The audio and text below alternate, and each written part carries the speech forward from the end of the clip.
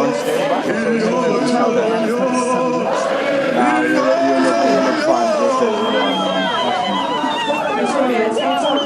Yes, Lizette.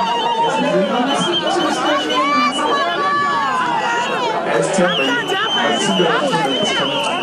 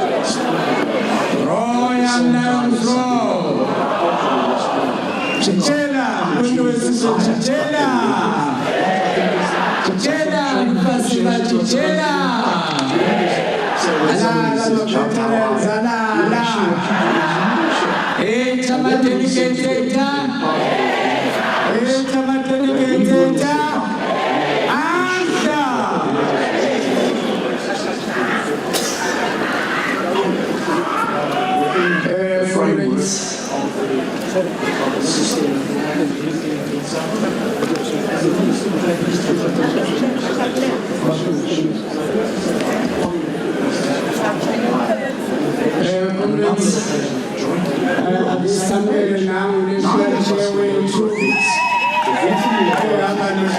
General.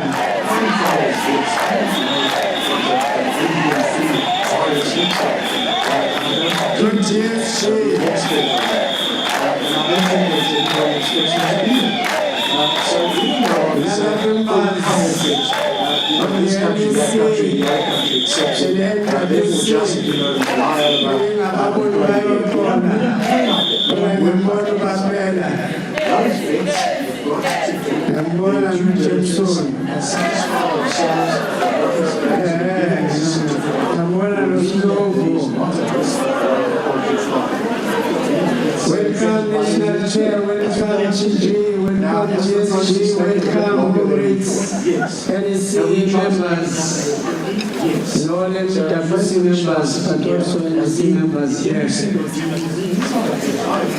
We are just about to begin our conference.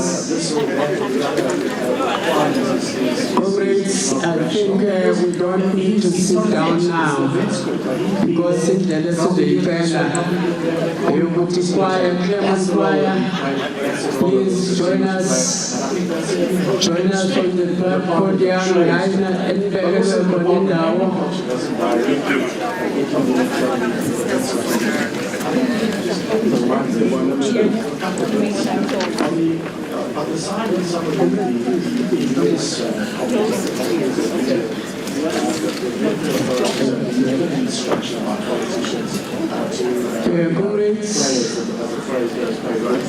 now that we are on in here, before we make any further comments, we wish to open this provincial conference, with a national anthem which will be sung to us by the Clement Choir. I understand they are now ready, and all of us are schooled in the traditions of the singing of the national anthem in the ANC. Now we should not be reminding comrades, but just as a matter of course, I could do that. About 20 comrades, my bad, this is well, we listen to this Kumula national anthem we need to respect. Because it's an ANC conference, it may be better lapho eNCA much. So that nobody comes in when the choir starts the national anthem.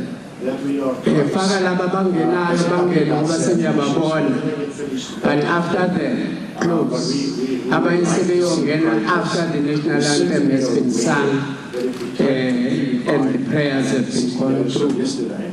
Usually this is the part we do not respect. But all the time we do say that national anthems are the ANC prayers and the national prayers. But necessarily let's respect them. We do very little to respect them. We will also ask those comrades who are moving around now, please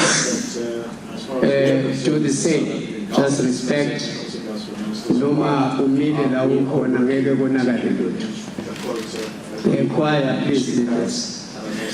Repeatedly, I believe that we are better off at point of view than if we had just been possible with something like us. Which is just roll over and down. Somebody else just to do something.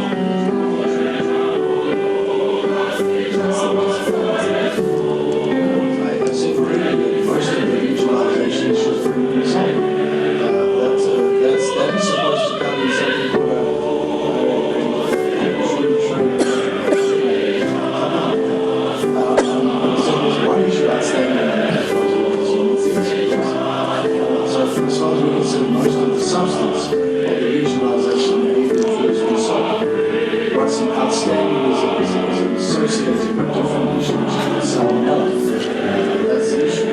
As far as we're concerned, on most of the others that we've been involved, these are the principles that will solve out of certificates of emissions and that kind of level of detail. That's my position. Correct me if I'm wrong, but I think that's possible.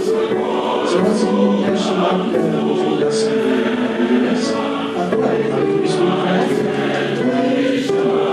said, if I'm not Ambassador Frozen, when I hear these things, I mean, there are kinds of messages to and fro, coming through different channels, and some of you pick up all kinds of things. I don't know, we've known for a very, very long time that there are voices in Congress which are very, very militant on these issues. It's got a lot to do with the constituency system in the United States and the way in which particular influential people, senators and congress people are linked to these particular interest groups. That's what it is. We understood this for quite some time. We shall now call for different faiths to come forward and do the prayer for this conference of the African National Congress. We will call Advocate Ranjit Negim from the Hindu faith to come forward. And I'm told there are quite a few diseases. Dr. Ngobese to come forward, and the Christian faith to come forward, Babu Bishop Mvuno to come forward. The Muslim faith has apologized because they have been here from 9 o'clock. So we'll request that they come forward, and then after that, we'll be lighting a candle for hope for the African National Congress after they have provided us with a prayer. Over to you, Advocate. But as I say, I think that we've broadly speaking reached a level of agreement with that. Respected elders, there's I don't want to go into the perceptions about this one way and another. You've heard, I'm sure, not directly, and I'm not going to either, directly perceptions of how the process is gone from various organizations. We meditate on the effluent glory of that adorable divine being who is the creator of the universe. May he enlighten our intellect so that we may realize the supreme truth. But you know, it's not been an easy process. It's been a process which has been driven by research, which has involved conversations with veterinary authorities, technical veterinary issues, which, as I keep saying, we have been trying to facilitate Namastu vo mano yada vasu sadatsati. Come and be your prayer. Come and be your end. Come and be your purpose. Come and be your deliberation. Come and be your desires. Unified be your hearts. Unified be your intentions.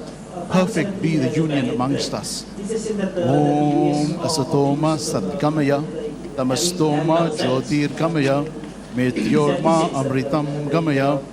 Lead us from untruth to truth, from darkness to light, from ignorance to knowledge, from death to immortality. Om Sarvesham Swastir Bhavatu Sarvesham Shantir Bhavatu Sarvesham Purnam Bhavatu Sarvesham Mangalam Bhavatu Sarve Bhavantu Sukhinah Sarve Shantu Niramaya Sarve Bhadrani Vashantu Ma Kaschit Tukabhav Bhave. May they be auspiciousness to all. May there be peace to all. May there be fullness to all. Minister, if I may, could I address a question to Faisal Ishmael? May none be afflicted by desires. May all see auspicious things. I just wanted to be quite honest, because when I interviewed you yesterday morning, I had expressed to you that the U.S. ambassador had indicated to me that within a day or two there would be an announcement that President Obama is going to reduce South Africa's AGOA benefits. And your response to me was that you are the special envoy and you're in daily contact with people in Washington, and if there was any such announcement to be made, you would have been the first to know. And as far as you're concerned, there's no such thing going down the pipeline. So what I wanted to ask you is, are the Americans not playing open cards with you?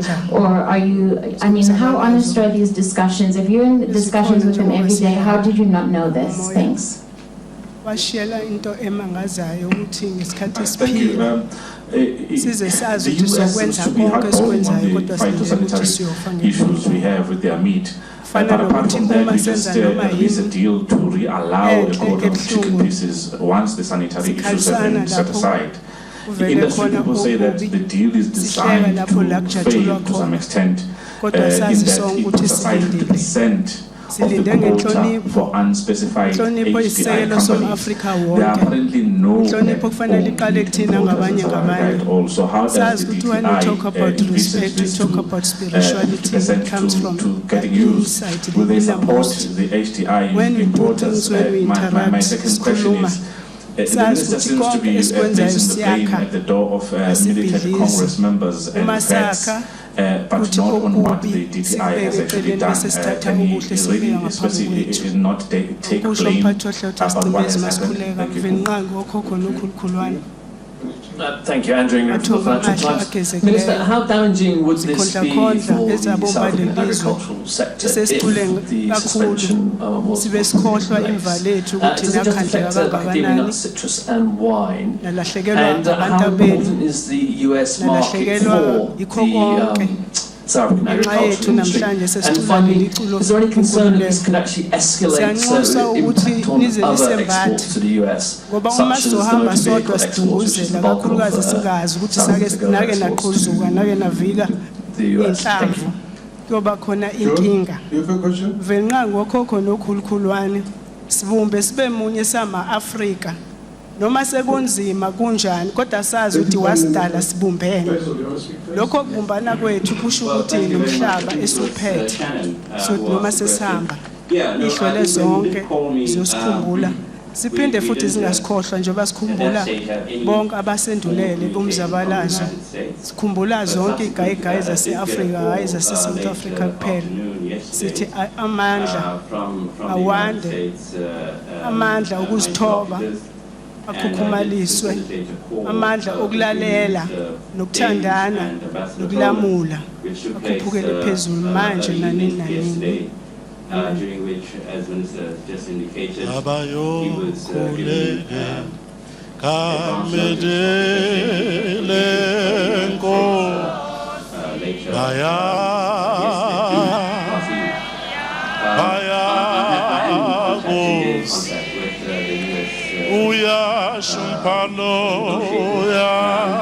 and of course, we were aware that the United States did have the various options as it concluded its part of review. One of those was to indicate of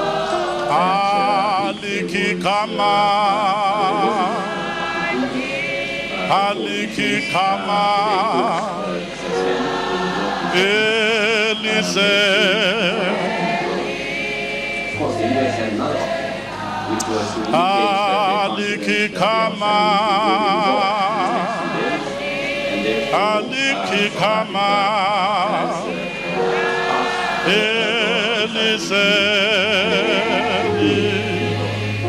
they chose, they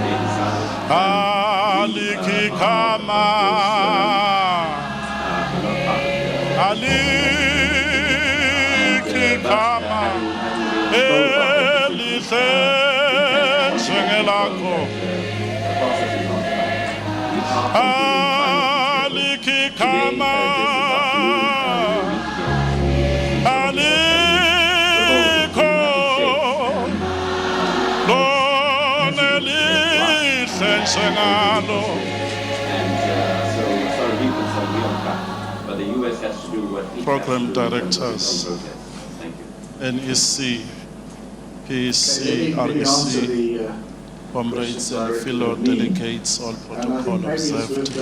Sibingelele nokuthathu kaNkulunkulu phakathi kwethu sanibona. Zofunda ivesi elilodwa nje obaliki igama. Ncwadi yamakhosi okuqala chapter 6 verse 7. First Kings chapter 6 verse 7. Indlu isakhiwo yakhiwa ngamatshe alungiswe ekwaleni akuzwakalanga umsindo wesandla nowephiki nowezembe nanto yensimbi indlu isakhiwo sizonxuswa lokuthula ukuthi noma i-office ngabe ama-delegate akukhombela kuyona inomsindo but ungabi wena nawo umsindo abe senkwalini amatshe beyowamba bephethe into enomsindo kodwa imandate yayivela uNkulunkulu ngoba ungukuthula kwenza kwaba nokuthula sifisa lokho maqabane siyi-Commission for Religious Affairs ukuthi phakathi kwethu akube khona ukuthula noma zingaba khona izinto ezisinyakazisayo kodwa kube khona ukuthula ngoba uNkulunkulu wethu unokuthula cela sigobise amakhala sikhuleke wena wekho uyise wenkosi yethu Jesu Kristu lombutho wawusungula ngesu lakho ukuze Afrika nama-Afrika akwazi ukuthi abumbane uNkulunkulu asilona iqembu kodwa siwumbutho wakho ozothulula inhliziyo yakho kwisizwe sonkana bathe bempofu benochoko bengenanto babuzana umbuzo ukuthi sihlaleleni la size sife uma siya phambili uNkulunkulu ehamba nathi nje sothola nezinto ebesingenazo mahlezi lesi simo nanku-ke lo mbutho Nkosi obalela iminyaka engaphezulu kwekhulu ukhona wathatha isinqumo sokuthi sodlalelani size sife singalilethu uguquko empilweni zethu nasemndenini yethu sibuthene lapha namhlanje ubuholi bethu busibizile sicela ube kanye nathi ukuthi inqumo esizosithatha kube ezoyisa isizwe sakho siyise nalombutho phambili sicela ukuthula Nkosi nxa zonke imandate esisuke nayo kuma-branch ethu kuma-region ethu kube yiyona esizoyifeza kule ndawo esihlanganele kuyona siyakwethemba ngoba wena ujingi nakanye uthe ababili bangahamba yini bengavumelani wathi akusoze kwenzeka silana ngoba sivumelene silekeleleke kwimandate esinayo ayiphumelele egameni likaJesu amen. The issues that have been delaying us, because we've been aware of the indicative timetables that have written us letters and told us Thank you very much. Ngenxa yesikhathi sizocela ukuphuthuma. We will then request the officials of the province and the ama-delegates engahlala phansi sicele ama-officials eholwa umama unational chair TG kanye no-SG no-deputy SG beze sesizofeza umcimbi wokukhanyisa ikhandlela sizocela nje abefundisi bebe ngapha nangapha ama-officials abe la eduze mawethu socela uze ngala. I don't believe that is actually the fundamental issue. I think the fundamental issue is that we have a process underway, and that now process underway is dealing with some technical issues, which now are it will be the time of people that are for responsible candle for those lighting. technical processes, and that we have been We light this candle as African National I'm Congress actually happy with my record. to restore the hope for our organization. We light this candle to wish our organization a long life to the next centenary, being healthy. We light this candle for the unity of our organization, the African National Congress. We light this candle for 2016 local government victory. Lastly, we light this candle for peace of our organization, for peace of our province, for peace of our country. We will then now move to light the candle. Our national chair will lead us in the candle lighting, and then after that we will request Baba Ulvuno to close this session for us, and then we take our seats. Over to you, National Chair. Okay, we'll Nakanyo, and then Paul, and then Donald, and then we'll see where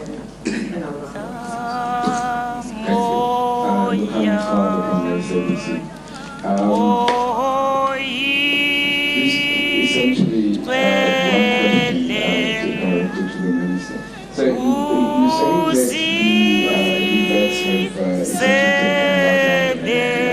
taken now we know that have you been in touch with them? And is there some sort of deadline to then say, okay, guys, by this time we need to essentially be done with this thing? So that you can tie up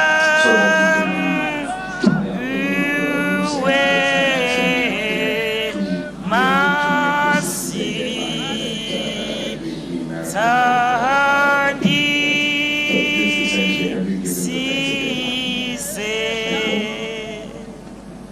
Good day, Minister. Paul Bekiota, Bloomberg. First of all, just to explain or clarify what you mean by an exit clause. Secondly, about 2 years ago, you got UNTEC and poultry producers pressured government to increase tariffs for imported poultry. Nkulunkulu nomsana nothando ubukhona bakho buyasithobisa usenza sidabule phakathi kwama-potholes emgwaqeni kungaqhubi ngisho isondo usivuse ekuseni lanxa singathi silale sithemba ama-alarm kodwa kuwona sivusayo sivuswa ubukhona bakho sibonga ukuthi usenenjongo enhle yokuba siphumelele yokuba sifinyelele kwicebo sidalele lona sibuthene lapha Nkosi selokheliwe leli khandlela nelimele ubukhona bakho engathi uNkulunkulu wethu oyingcwele konke esizokwenza ngaphumelela kube noboya wakho oyingcwele kube nogcobo lwakho kube khona ukuthobelana nxa sidebate ama-issues siwa-debate singabi personal kodwa sibe ne-academic manner ukuze lo mbutho uphakame ukuze lo mbutho uhehe ukuze lo mbutho ube ne-presence yakho ngoba uthe wena uhlala lapha abantu bakho belwa khona simema wena-ke Nkosi imanathi siphumelele ngoba ukhona ukuthi konke osekwenziwe kulesi sikhathi nokusazokwenziwa kubusiswe ubukhona bakho umusa mhlaba moya engcwele benathi sonke manje kuze kube phakade le conference aqhubeka amen.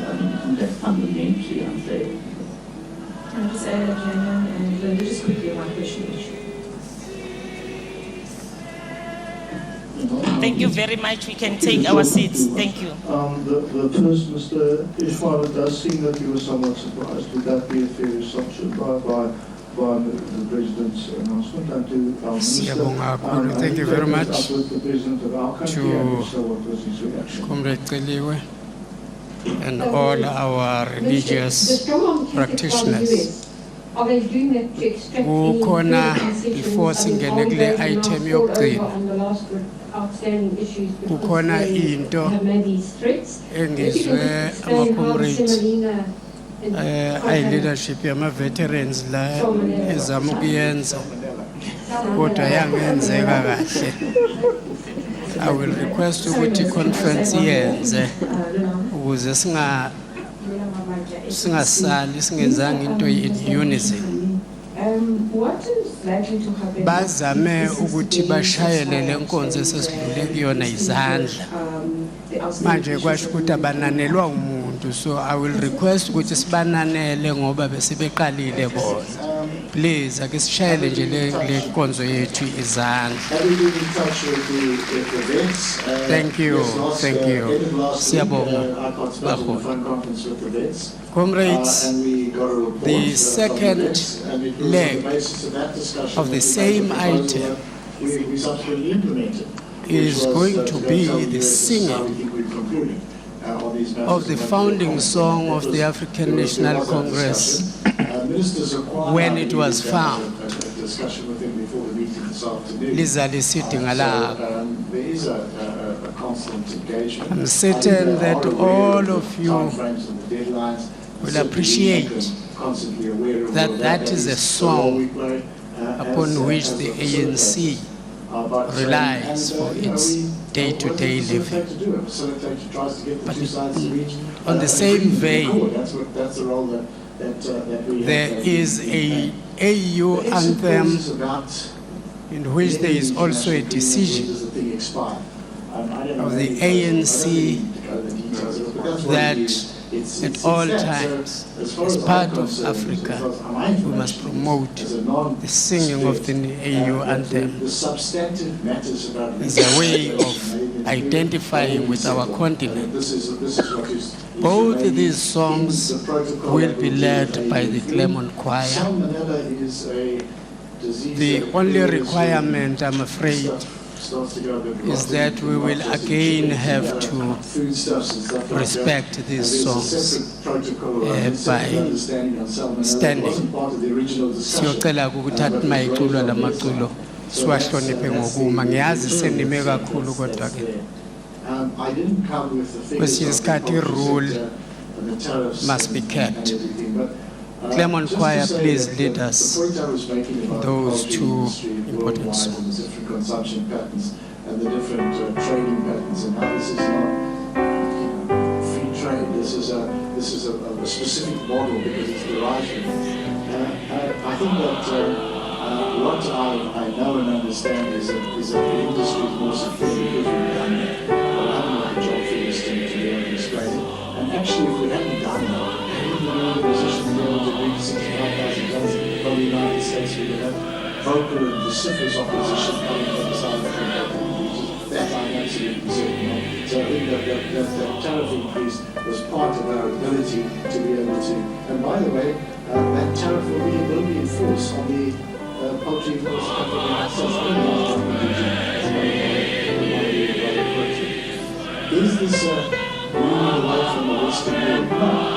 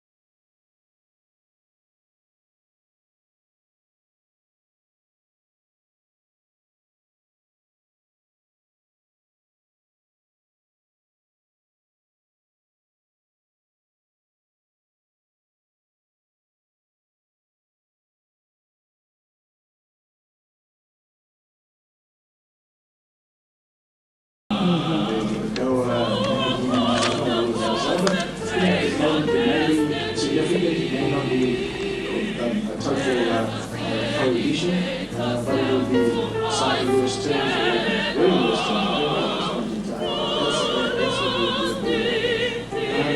And look, I think that we need to, I think we're blaming Faisal for what he knew and didn't know. I was contacted by one of the journalists who's in the audience and told me that the US were going to take us out. So I immediately put through a call to Peter Thrush, and he was really telling us, he says, what do you say? And he says, no. So what do you say? I mean, you get me taken out. Then later on, through Faisal, the next day we get told, yes, there will be. So I mean, what do we do? And actually the rumor at that time was that it would be a different Thank you very much. I'm not going to go into what was told, but it would have been bengisazokucela lokho enikwenzayo ma-comrade nasenihleli nonke ngoba kungcono nasikwenza sikwenze in unison. Ayikho into ebuhlungu njengokuthi umuntu athelale ihlombe alizwe sengathi lincane, kanti all of us appreciate what the choir has done for us this morning. So can we please give them a big round of applause? Thank you. And have I communicated to the President? Well, I haven't had an opportunity Great to National directly, Chapter.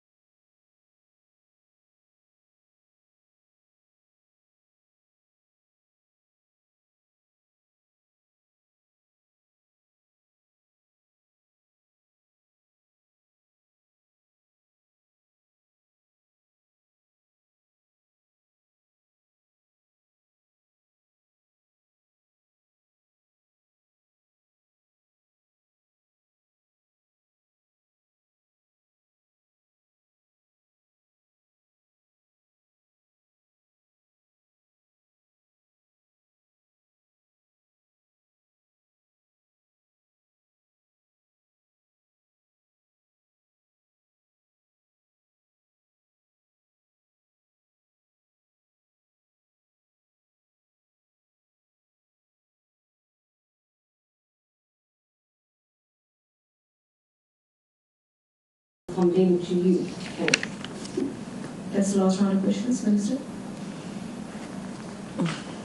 I think I'm not going to speculate on anything. I'm just going to say that I'm talking to the first question from Pretoria. The notice tells us now that if we do not conclude the issues in the 3 meets in 60 days from yesterday, they will suspend access for agricultural products. That's what it says. I'm not going to speculate on what they may do after that, if we don't do it, or whatever. As far as I'm concerned, and I've said it repeatedly, we think that the outstanding issues can be resolved in well under 60 days. Well under 60 days. We think we are close. Guided by our policies, that is, but at times we're also guided by different rules that pertain at different platforms. In a conference of this sort, there are rules that will be enunciated to us. We will know those rules quite soon. What is critical is for all of us to master those rules, even in implementation. That having been said, and you having been welcome, we now want to proceed with the next items that we need to engage in.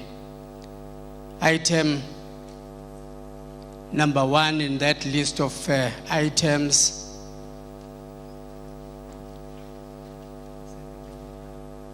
is supposed to be the acknowledgement of guests, but the provincial Deputy Secretary Nomusa Dube, who should be doing that, is still engaged in other administrative duties of conference. We will therefore suggest that we pass that item and proceed to the next item with an understanding that it will still be done. As soon as it is ready, it will be done. The next item, therefore, that we think we should be ready with is messages of support from our alliance partners. And to begin that process will be SANCO. And we will invite a spokesperson from SANCO to please give us a message of support in this conference. Ama delegates angamsusa ke ngengoma ejwayelekile. Kona tishawa usihlalo la bengizizwa zimnandi kabi. Ikona ethi asna valo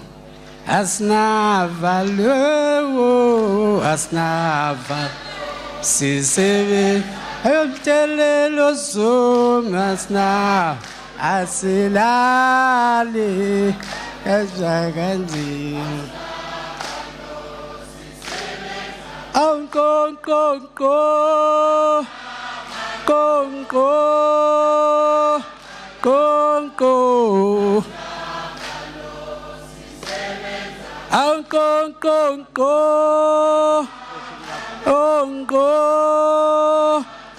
konko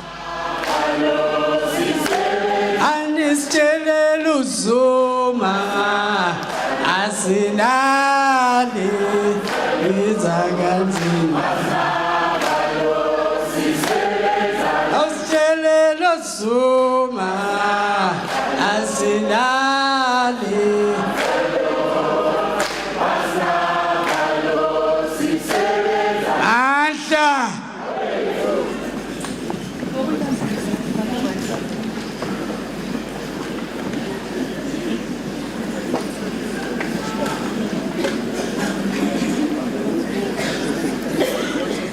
Alliance winner. Thank you, Chairperson, for singing the revolutionary song on my behalf. The national leadership, the PC led by the provincial chairperson, Comrade Makingwana, the alliance partners, comrades, compatriots, revolutionary greetings. I greet you at a time in our country and our movement that the revolutionary scientists describe as a phase where the two opposing social emotions coexist in a unity of the opposites. A time where something new needs to be born, and something old refuses to die.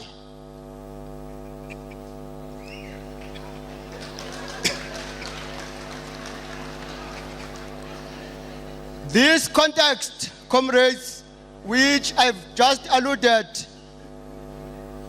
to, comrades, is very critical, because we cannot be part of a revolution, yet we do not understand at what stage our revolution is. Our point of departure, comrades, as SANCO, comrades, is an acknowledgement, comrades, that the second phase of the revolution is inevitable. But our worst fear is whether our glorious movement is ready to lead this movement to its ultimate conclusion, as it did with the first phase of the revolution. Our gathering here, comrades, is therefore not a mistake or a coincidence, but is a material reality of our time and a product of history. We should not therefore, comrades, sacrifice the bigger picture of our future for the sake of short-term low-hanging fruits. The big question we should be asking ourselves is what kind of a leader and the KZN and KZN should take this revolution that was started more than 300 years ago to its completion. Comrades, the revolution is not about individuals, but about the collective. I would therefore implore you, comrades, on behalf of Abahlali, to embark on a conscious campaign of seizing every moment for the benefit of our people.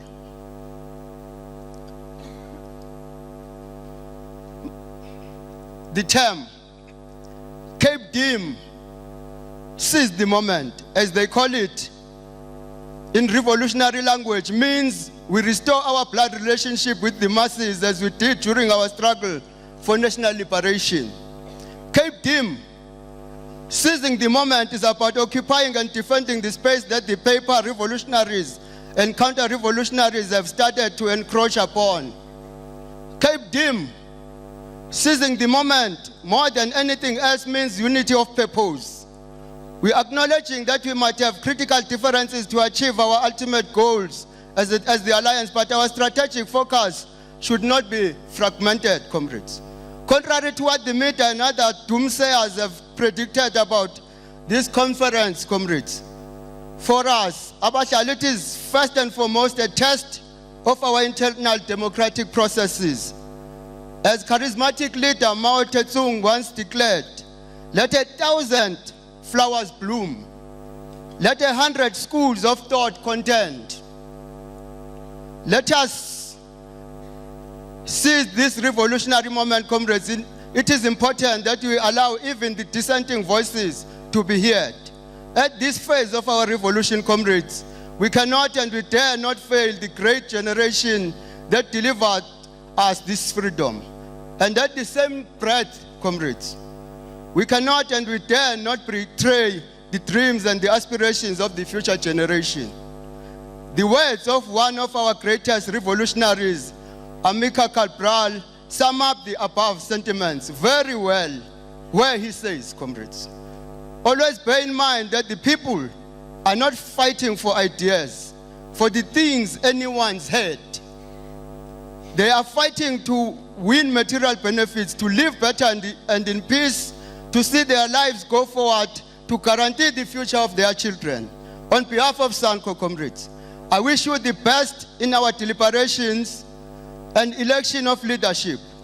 As you prepare to seize the moment and lead the revolution, let us not forget the critical role this province has since time immemorial played in the liberation of this country, from Tetshwayo Kampande to the presidents John Langalibalele Dube, Josiah Gumede, Albert Mvumbi Luthuli, Monty Naika, Masabalala Yengwa, Mam Victoria Mxenge, Harry Gwala, Moses Mapita, Mam Dorothy Nyembe, Achi Gumede, Mewa Ramkopin, and many other doyens of the struggle for freedom. So, comrades, Let us seize this moment. We do not fail their legacy. Amandla. Thank you very much, Chairperson.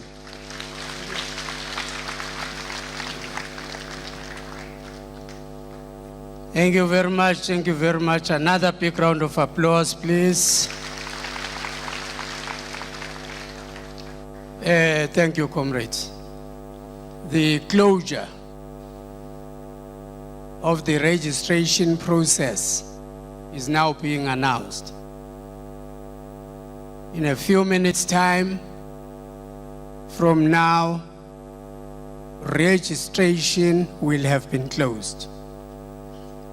Any comrade who may have an interest that is unfulfilled, please attend to that interest, because otherwise the registration process is going to be closed. Secondly, secretaries, regional secretaries, you are being requested to please meet outside of the main entrance and exit door, just in front of this podium. Regional secretaries, please congregate outside. Comrade Upegisbi, and I'm sure others will meet you outside. The last one is Comrade Usbongile Emily Kupega. If Comrade Sbongile Emily Kupega is a member of the ANC and a delegate to this conference, please come see the podium, because you have lost something which has been discovered. Please, Comrade Emily, if there is a process that, if there is an item that you have lost, please just come to the podium of Uzofiwe. We have heard from Sanko. We are now going to hear from Kosatu, another revolutionary song. Elizoqalwa yinina-ke ma-comrade manje. Mama wema, wema, mama wema, mama wema, wema, mama wema, mama wema, wema, mama wema, mama wema, wema, mama wema. Amandla. Sishilo siyodibana.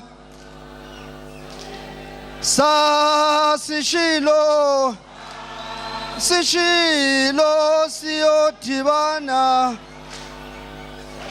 Amasabekwelange. Who's? Amasabekwelange. Sishilo siyodibana. Sishilo siyodibana. Amasabekwelange.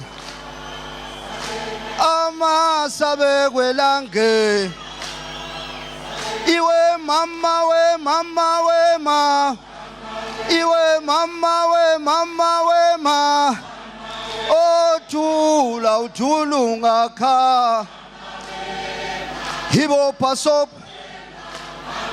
Iwe mama we mama we ma. Iwe mama we mama we ma. Othula uthulunga kha. Hibo pasop. Yaitandi pati wema. Yaitandi pati wema. Othula uthulunga kha. Hiwo pasop. Yaizondi lumpeni wema. Yamzondi umtayisi wema. Othula uthulunga kha. Hiwo pasop. Iwe mama wema. Iwe mama wema. Othula uthulunga kha. Hiwo pasop. Amandla awethu. Thank you.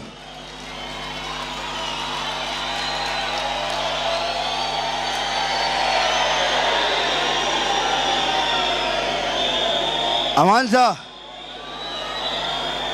awethu.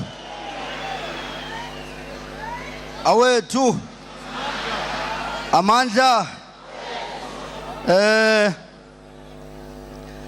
Tomorrow, by the way, program director, is a big match.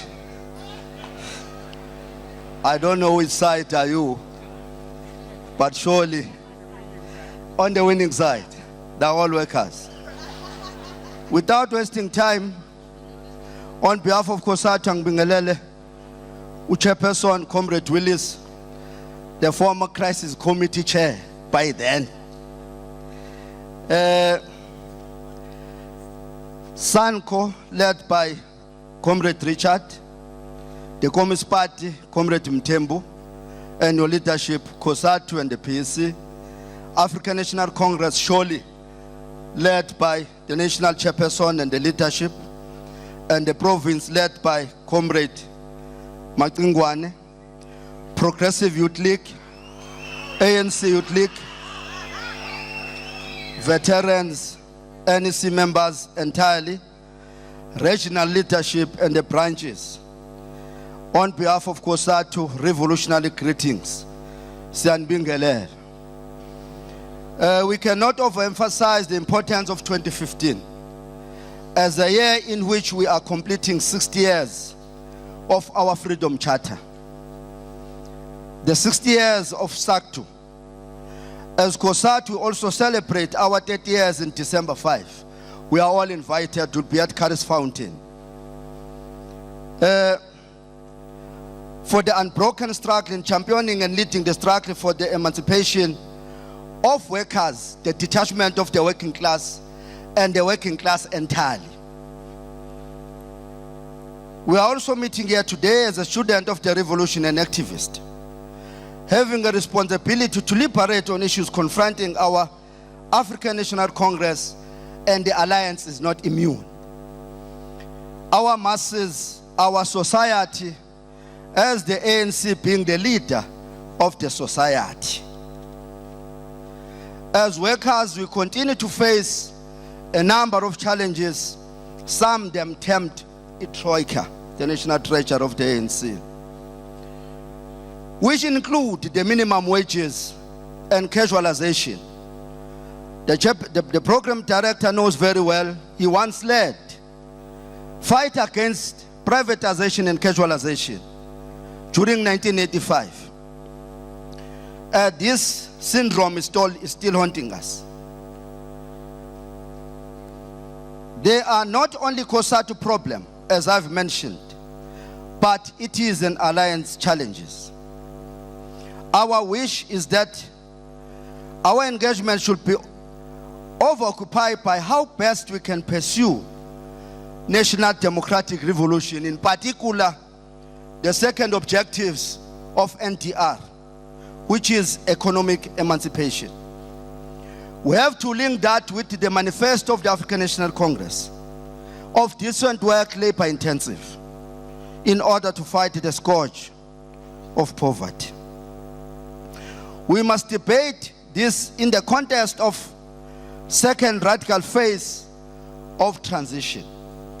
Program Director. In doing so, we must premise our discussion, as Mao Zedong once said.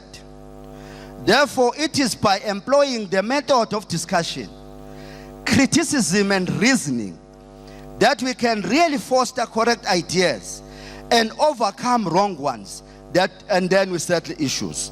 I close quote. In doing so, we must also be guided by our revolutionary theory of the working class in particular.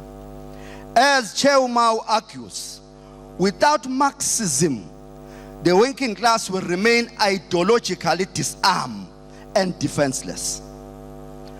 Even though the African National Congress, which is the lead of the alliance, never accepted, in particular the Green Book, as was formulated in particular by the leader by then, which is Oliver Tambo. But again, they never took a conscious decision that they are not for socialism. And their ideological commitment premised from Marxist and Leninist.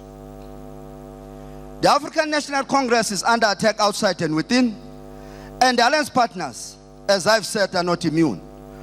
We must know that our enemies will never rest. Will never rest until seeing us being divided and the alliance got splitted. Allow me, Congress, to quote O.R. Tambo, open quote, "Be vigilant, comrades. The enemy is vigilant. Beware of the wage drivers, the man who creeps from ear to ear, carrying a bag full of wages, driving them in between yourselves and the next man, between a group and another, a man who goes around creating splits and division. We must wage a relentless war against enemy disruptors and defend the African National Congress against provocateurs and enemy agent. Defend the revolution against enemy propaganda in whatever form it takes." I close quote. This is the only way that we can defend our revolution from chatterlands who want to steal it and give it to the highest bidder.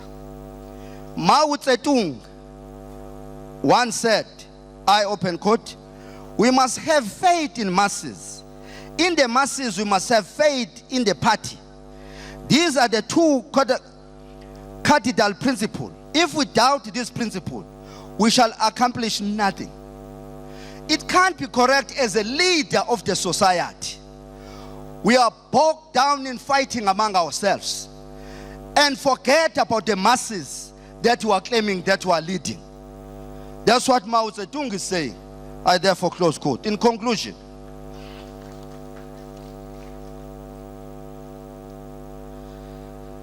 comrade, as a revolutionaries, we must work tirelessly in defending the alliance and its revolution. And we must also guard against, I therefore call them not new tendencies, but an unbecoming behavior within our movement, which is occupying the space, and the reasoning of those unbecoming behavior is because of the behavior and the posture of ourselves and individual, which is characterized by careerism, accumulation of wealth, and factionalism, which got nothing else to do but to advance a personal narrow interest in the expense of the ANC-led alliance. We therefore want to wish you all the best for your deliberation on behalf of COSATU. I thank you, Chairperson.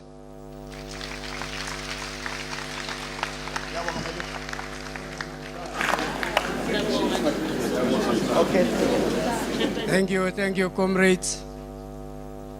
A big round of applause for us, Comrade Deputy Chair COSATU. Thank you. We are going to be calling upon the South African Communist Party, but before we do that, comrades,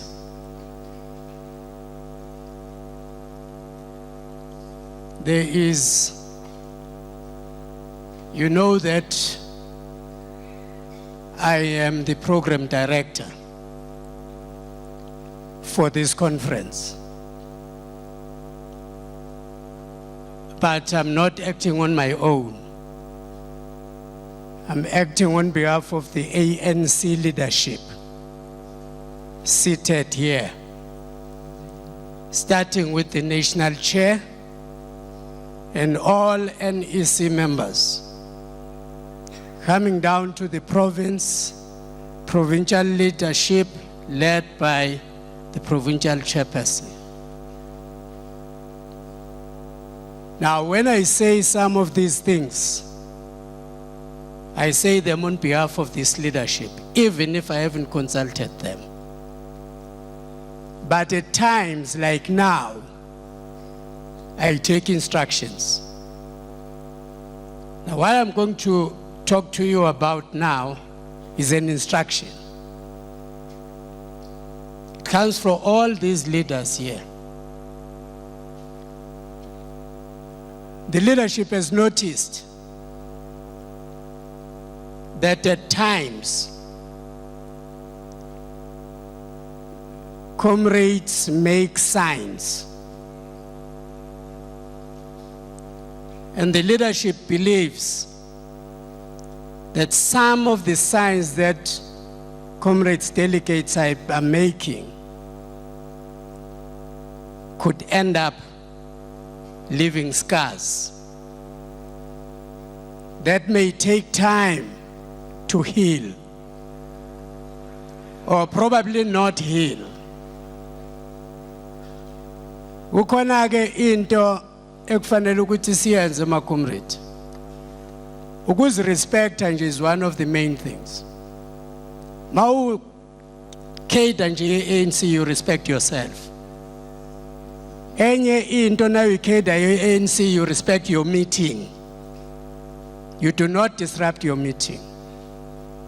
But importantly, you respect the rules and the directives of the ANC.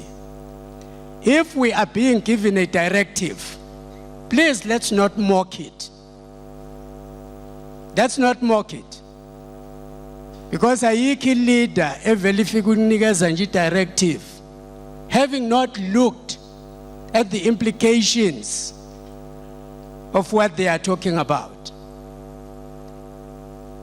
Many of you will know that there has been processes and processes in this province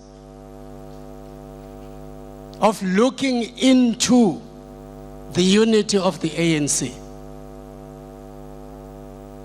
Not just by us in the province alone, but by the national leadership, including the involvement of the president himself. Now, if everybody is interested in our unity, and we seem to be the only ones that are not interested in our unity, that's a very awkward position. So when comrades give us a directive and say, please avoid dividing yourself in this conference, they are our leaders. Best thing is to respect their views. Beyond that, masiphuma la kule conference, the leadership says, when we leave here, we must all be ANC united in the objective that we came here for, whatever the outcomes of anything.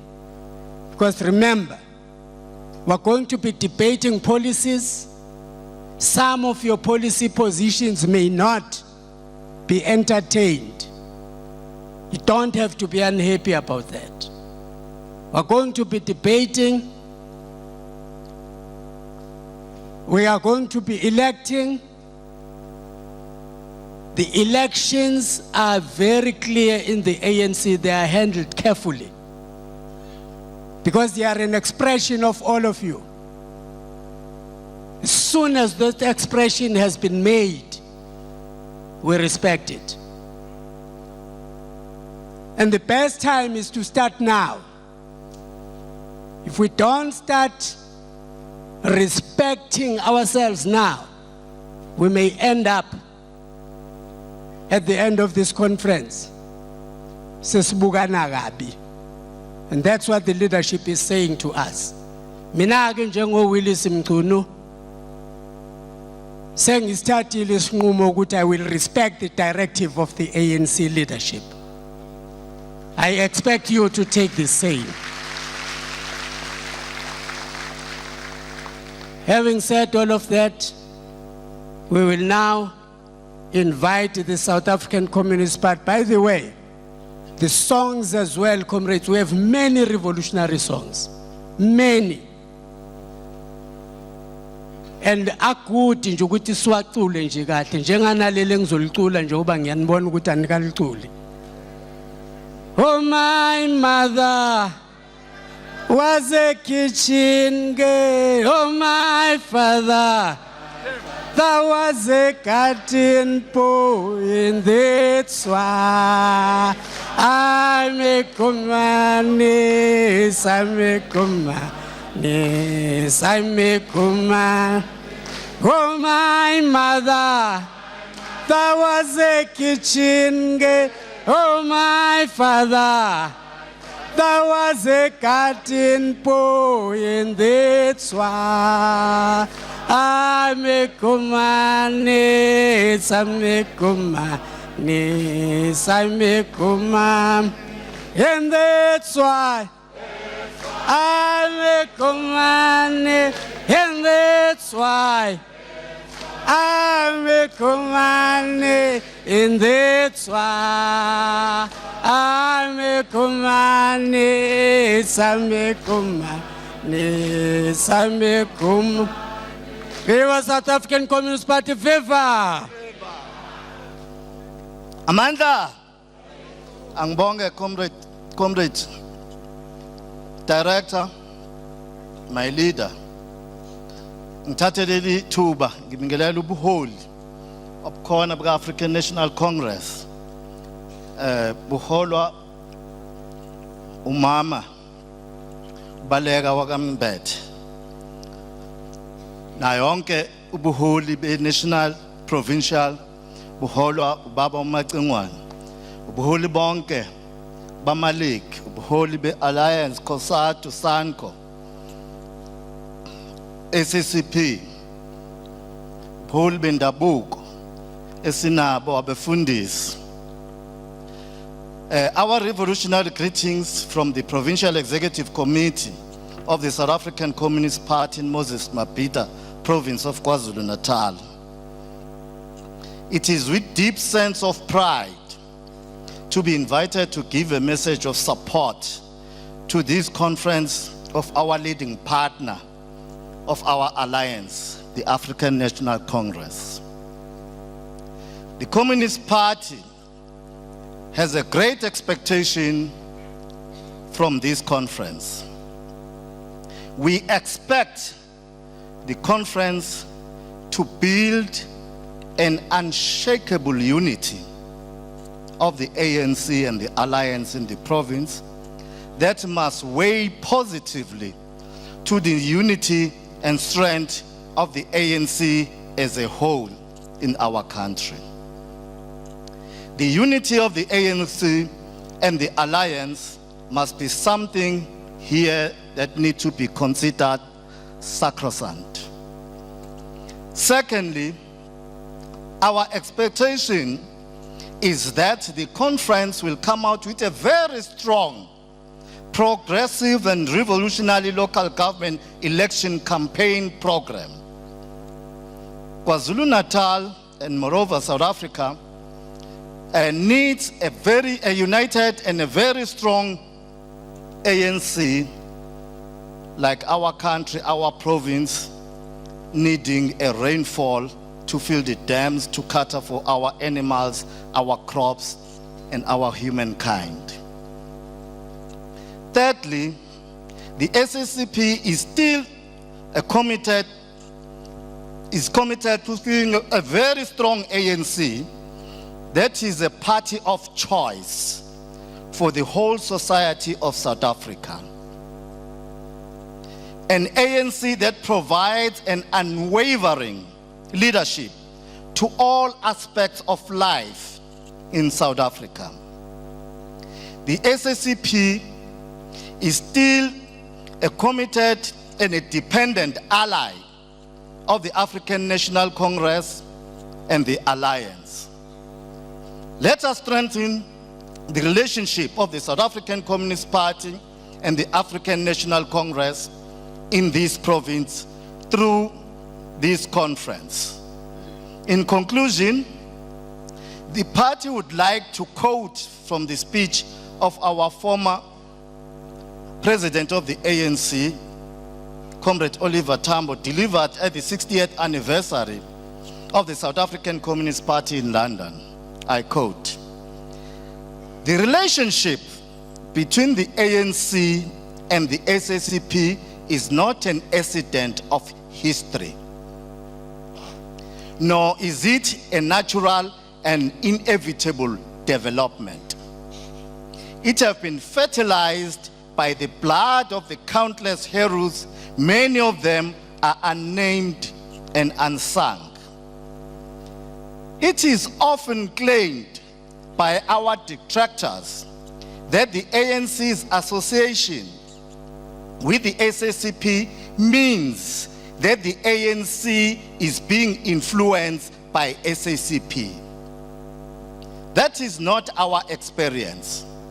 Our experience is that the two influence each other.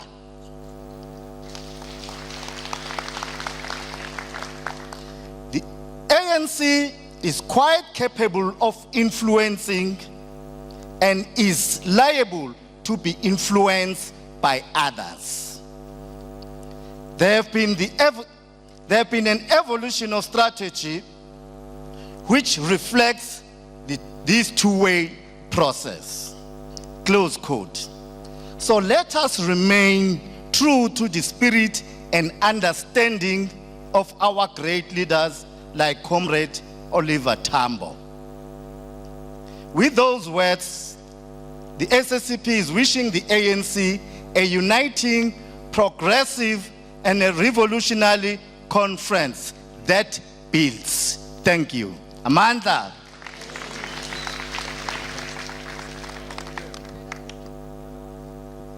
Zancane lezo zandla. Thank you. Seziningana ke manje. Another announcement has been given to me, which I've been asked to indicate to conference. Again, it's an announcement by the leadership. Remember, when there is a provincial conference, it is run by the NEC. The PEC simply deals with logistics. The following branches, I'm informed, are the only ones if space needs to be created for registration that may be given status of registration. There is a reason. Their matters are still being dealt with. And therefore, whilst we say registration is closing, we must know that there are 4 branches who may still have to be accommodated to conference. This is Ward 22, Ward 79, Ward 55, Ward 57, and all these branches are from eThekwini region.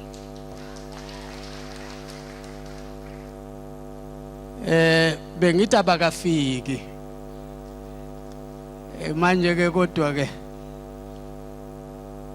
ngoba phela kuyekujabule laba basuke kudilwa ne-issue yabo futhi enye into ngezandla.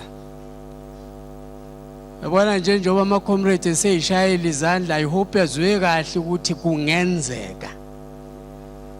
Angazi nase kungenzeka ukuthi ayozi withdraw kanjani lezo zandla. So mina I'm only announcing ukuthi there are processes that our administrative systems for this conference are still dealing with that have to do with these conferences. Now, with that having been done,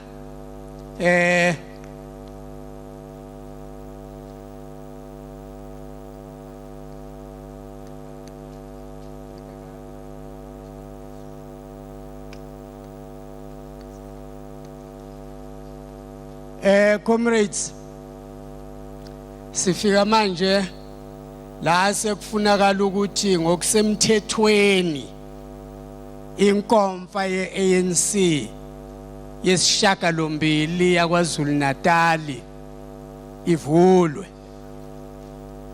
Uma sesikwenza lokho ungathi kusekhona ama-announcements.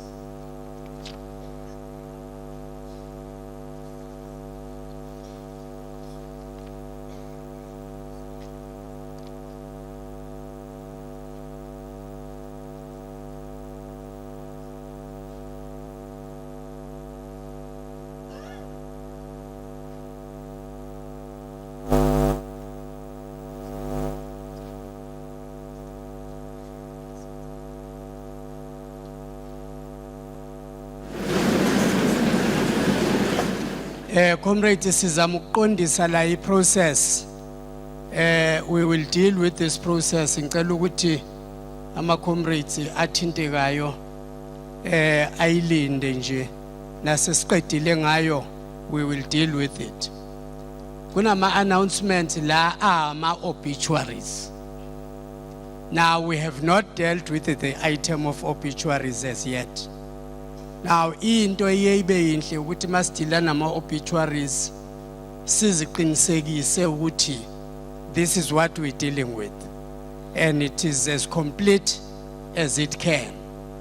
That was what Unopala was bringing to my attention, that we will need to attend to this matter. We will announce those obituaries at the correct time. Masesi funile ukuthi sidile now. Now. Let me just indicate to the comrade ukuthi kungakuhle kabi ukuthi kungabi yimina engisukumisa unational chair ozosivulela le nkonfa. Kube yi-conference. Wena manje nisuke nifuna ukulidwa yimina njalo nangila. Manje Yawo yelelema sekuzokali pazua. Yawo yelelema sekuzokali pazua. Yele sefikeleti thina bafana bomkhulu sekuzokali pazua. Yele sefikeleti thina bafana bomkhulu sekuzokali pazua. Yele tambo oh yelelema sekuzokali pazua. Yele tambo oh yelelema sekuzokali pazua. Yelele usesifikile thina bafana bomkhulu sekuzokali pazua. Yelelema usesifikile thina bafana bomkhulu sekuzokali pazua. Yelelema tambo oh yelelema sekuzokali pazua. Tambo oh yelelema sekuzokali pazua. Yelelema usesifikile thina bafana bomkhulu sekuzokali pazua. Yelelema usesifikile thina bafana bomkhulu sekuzokali pazua. awethambo oh yelele ma sekuzukale pasuka awethambo oh yelele ma sekuzukale pasuka awungoba sesefekele thina bafana bomkhonto sekuzukale pasuka iyele ngoba sesifikele thina omama bomkhonto sekuzukale pasuka iye awethambo thambo oh iyelele ma sekuzukale pasuka iyele awethambo thambo oh iyelele ma sekuzukale pasuka iyelele ma fikile thina bomama bomkhonto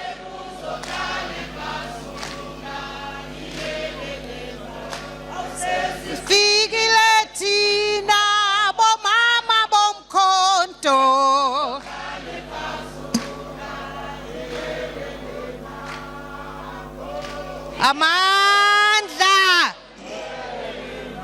amandla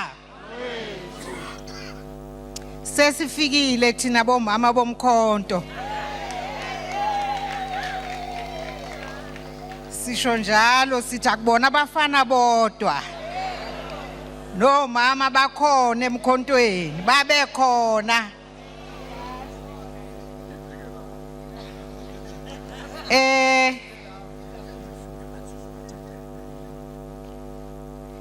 my comrade angibingelele ama-delegates who are the most important people here ngoba ngaphandle kwama-delegates ngeke kube khona i-conference.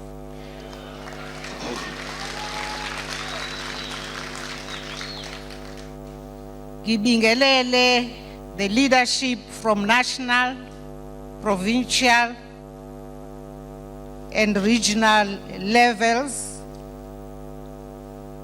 I also greet and welcome the alliance partners and would also like to appreciate their messages of support delivered here today. Comrades, the road to this conference, umasikhuluma iqiniso, was bumpy. Sikhulume nje iqiniso ngoba ngeke kulunga ukuthi siyikhohlise. We have to acknowledge ukuthi cha ama-bumps ebekhona.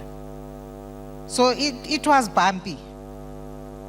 But ke isilingene angithi.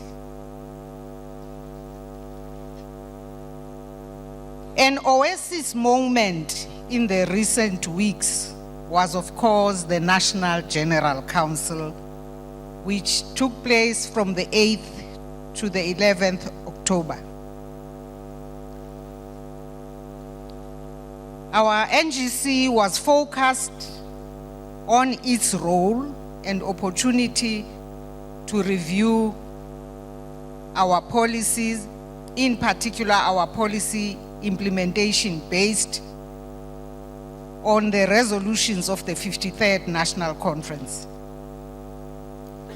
We focused on whether we had actually been appropriately implementing the resolutions of that conference, or whether there were new matters needing to be noted for further processing at the next policy conference, which would take place in the year of the next conference as part of preparing indeed for the 54th National Conference. Comrades, we must take this opportunity to commend the delegates of our 4th National General Council for a very productive, largely disciplined and constructive NGC. Ama NGC ayengaphambi kwayo ayelukhunyana But this fourth NGC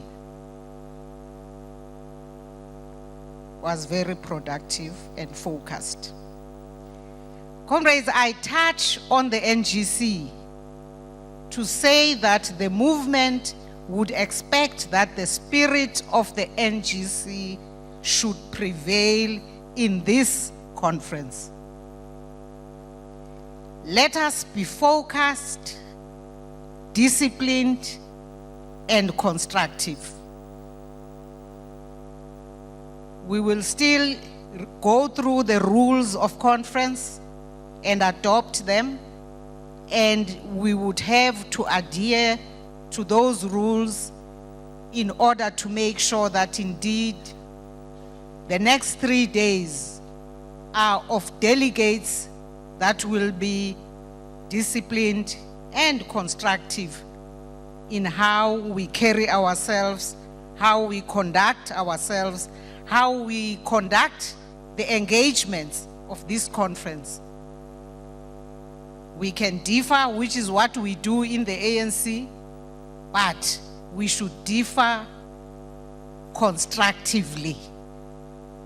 Let us be honest, let us be open, but we must make sure we stick to a respectful manner of engaging, even in our differences. I want to also talk about unity. And I'm glad that this morning, the word unity was the most spoken by speakers that came before me, including the messages of support from alliance partners. Comrades, unity is the most fundamental of the founding principles of the ANC. Remember, the very act of calling together that founding conference was about uniting our people. And at that point, we were even looking beyond what we now know as the borders of South Africa. We had people coming from the rest of Africa, in particular, the countries that have become the SADC region. Let us be united, comrades, in our understanding that none of us are more important than the ANC. None of us as individuals. Yes, we get into conferences with different perspectives on outcomes when it comes to who will lead beyond conference. And this is what these signs were about. Esithi again lama sign. Ukuthi ufuna ukuthi kwenze njani awume. There will be a moment when you are able to go and express your view.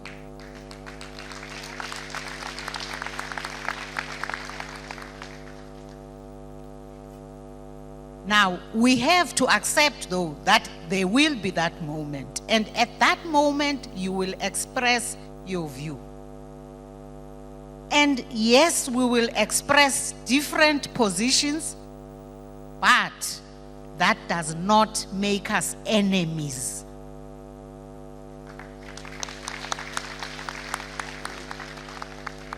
We will not be enemies when we are cadres of the ANC. As far as my enemies, let us differ on who we believe in and who we vote for, but that will never make us enemies.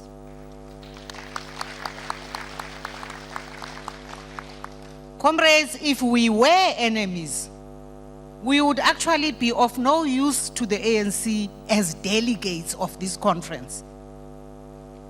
Because la conference akukona ukuthi size la for the main purpose of elections.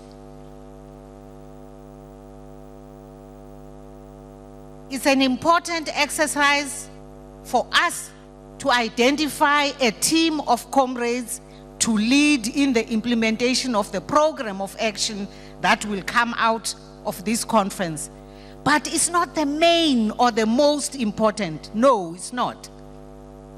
What's more important is to focus, as I say the NGC did, to be focused on representing the views of our branches on the range of matters that are the agenda of this conference.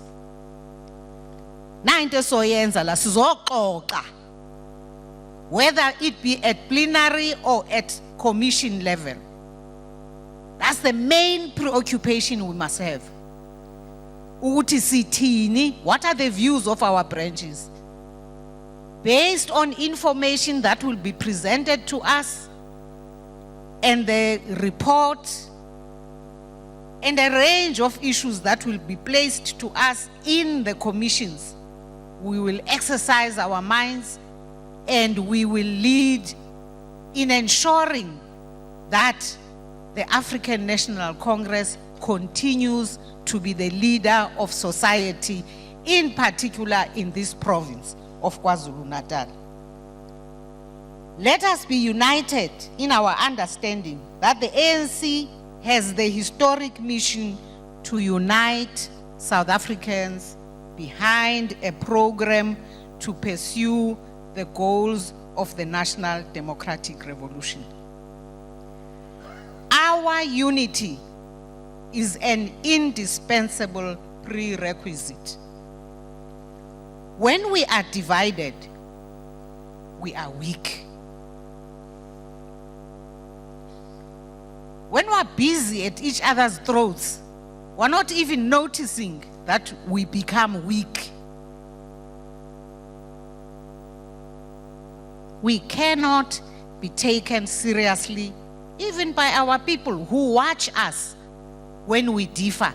And by the way, who are not impressed by us when we are differing. Sixabana sodwa, si divided, ngoba siyaba confuse abantu. Divided, we cannot be a good example to our people, whom we need to mold into a nation across class, gender, and cultural lines. Uma sixabana sizokwenza nini lokho? Uma sibhizi silwa phakathi kwethu ngezinto ezingafanele ukuthi zisilwise. How are we going to be able to pause, think, analyze, arrive at positions through which we will continue to lead our communities as we implement our resolutions and the program of action that would have come out of the previous conference? So, comrades, this conference offers a platform for us to organize ourselves into a strong force ahead of the local government elections. Against an ongoing barrage of attacks from our detractors and outright enemies, we must know we do have an uphill road to climb. Kodwa sithi isilingene. We cannot fail in this regard, comrades. Let us use the opportunity of this conference to ensure that failure is not an option. We must score a decisive victory in the elections to ensure that we get another mandate to pursue the National Development Plan to transform the lives of our people for the better. And comrades, through this platform given by this conference, comrades, we dare not fail. And with those few remarks, I hereby declare the 8th Provincial Conference of KwaZulu-Natal open.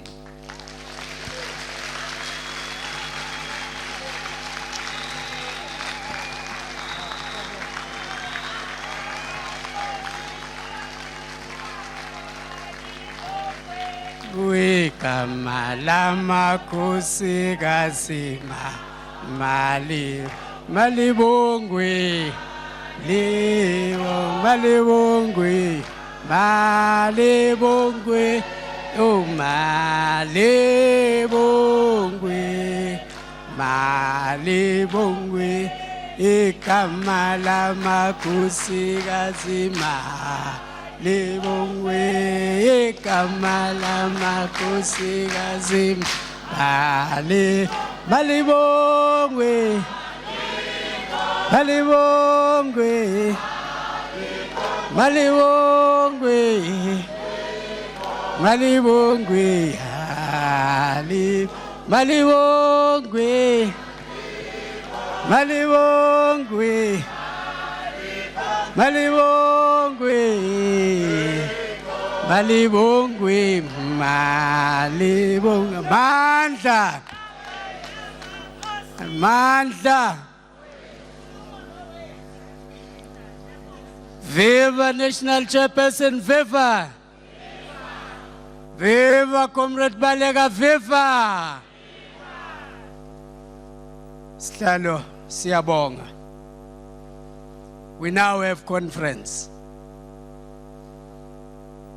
But you will notice that when Usihlalo opened our conference, he stressed on the same issue. Ebenginikezwe yona ukuthi angidlulise kinina. Yabona ke kuhle ngoba anisadingi ukubuka mina. Ngoba mina ngangidefy mhlawumbe. Kodwa nasu defy national chair. Ngabe sekonakele kakhulu. But in any case, comrades, you have displayed the unity of purpose in this conference after that announcement was made. Bayasho babonayo bathi you seem to be more disciplined and more uniting kule conference. If we can just keep that, kuyobe kusho ukuthi ke we'll be able to take this conference forward as expected in a disciplined, respectful, but also productive manner. We, in keeping with our agenda,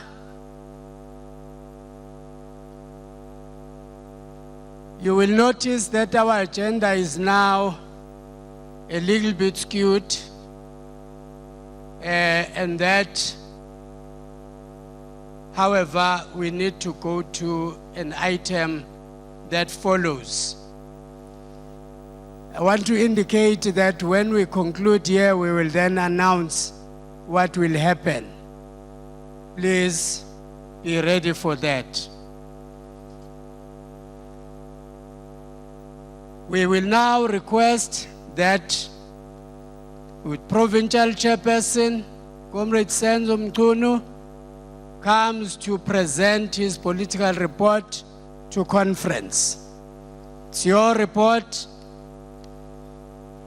and therefore we ask the Chairperson to come. Viva Comrade Senzo, viva! Viva Comrade Senzo Mchunu, viva! Viva Provincial Chairperson, viva! Ngom.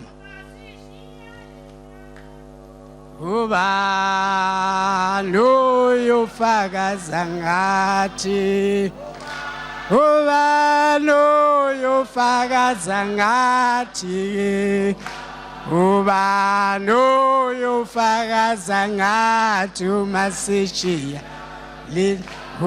sishiya lihlangano, ubani uyofakaza, ubani uyofakaza ngathi bo, ubani uyofakaza ngathi uma sishiya uma ngishiya eNCA, ubani uyofakaza ngathi, ubani uyofakaza ngathi bo, ubani uyofakaza ngathi uma sishiya Inhlanguma sesheyo khongolose ubani oyofakaza ubani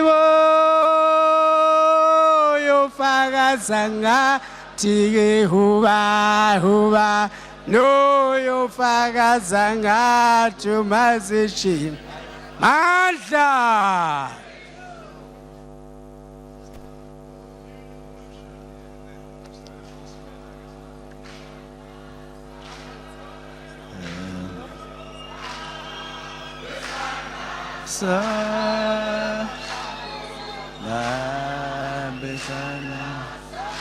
Oliver Tambo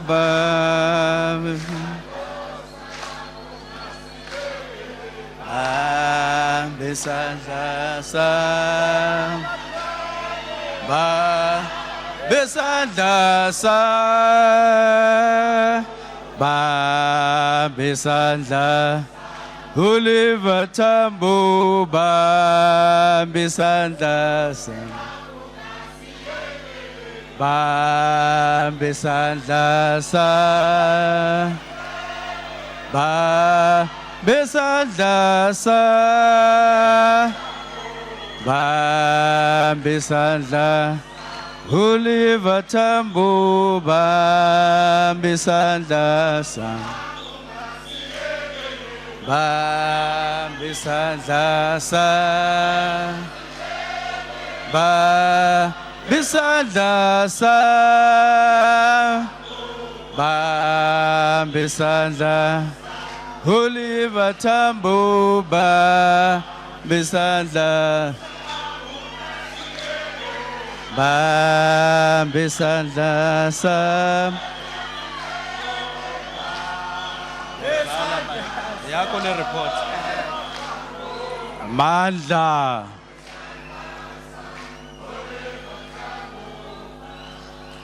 Thank you, comrades. Thank you. Thank you, comrades. Amanda. Comrade, chairperson of this session of our conference, Comrade Senzo Mchunu. Revolutionary greetings and a very warm welcome to the President in particular, even though he hasn't arrived. But by the time he comes here, he will know we have welcomed him. President Jacob Gedleyihlekisa Zuma Nxamalala. We extend our warm welcome to all our national leadership that is here. Comrade J.C. Duarte, Deputy DSG, Deputy Secretary General. Comrade Lawrence Zwelini Mkhize, TG.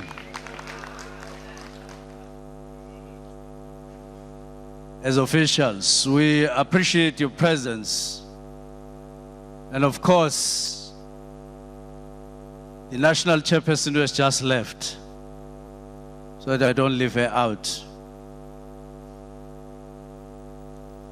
We also extend our warm welcome to all the NEC deployees and the rest of the national leadership of our glorious movement that is present here today. Revolutionary greetings to the Provincial Executive Committee of the ANC in KwaZulu-Natal, the leadership of the Alliance, the SACP led by Comrade Themba Mthembu, and Chairperson of the province, Comrade James Nxumalo, the leadership of COSATU led by Comrade Edwin Mkhize and Chairperson Beauty Zibula, the leadership of SANCO led by Chairperson Comrade Dumsani Mbanjwa, the leadership of Contralesa led by Nkosi Qhiliza, who had to leave earlier, the leadership of the Veterans League led by Comrade Peter Dlomo, Amakhosikazi akwa African National Congress, the ANC Women's League, led by Chairman Celiwe Madlopa.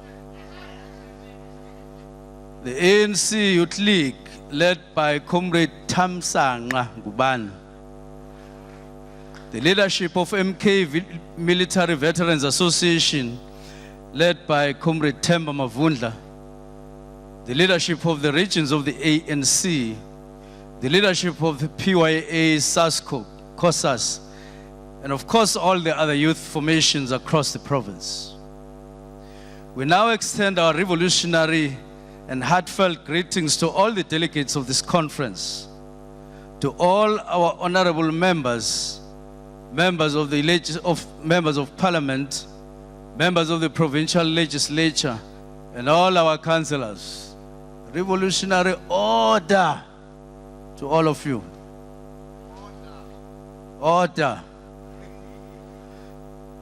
We welcome all our guests here today, the business sector leadership, the religious sector leadership, and of course the media. You are all indeed welcome to this opening session of our conference, and we do so with all humility and respect that has characterized our movement for over a century. In 2 months' time from now, our organization, the African National Congress, will be 104 years old, or 104 years matured. This anniversary will be a feat no other liberation movement in our continent, or perhaps elsewhere, has achieved. Just over a year ago, we were given a full and unequivocal mandate by the people of this country, including this province, to lead and serve them up to 2019. And obviously, we are confident that with our track record, again, the people of this land shall extend this mandate way beyond 2019. In the year 2019, the ANC will have led this country as a governing party for 25 years.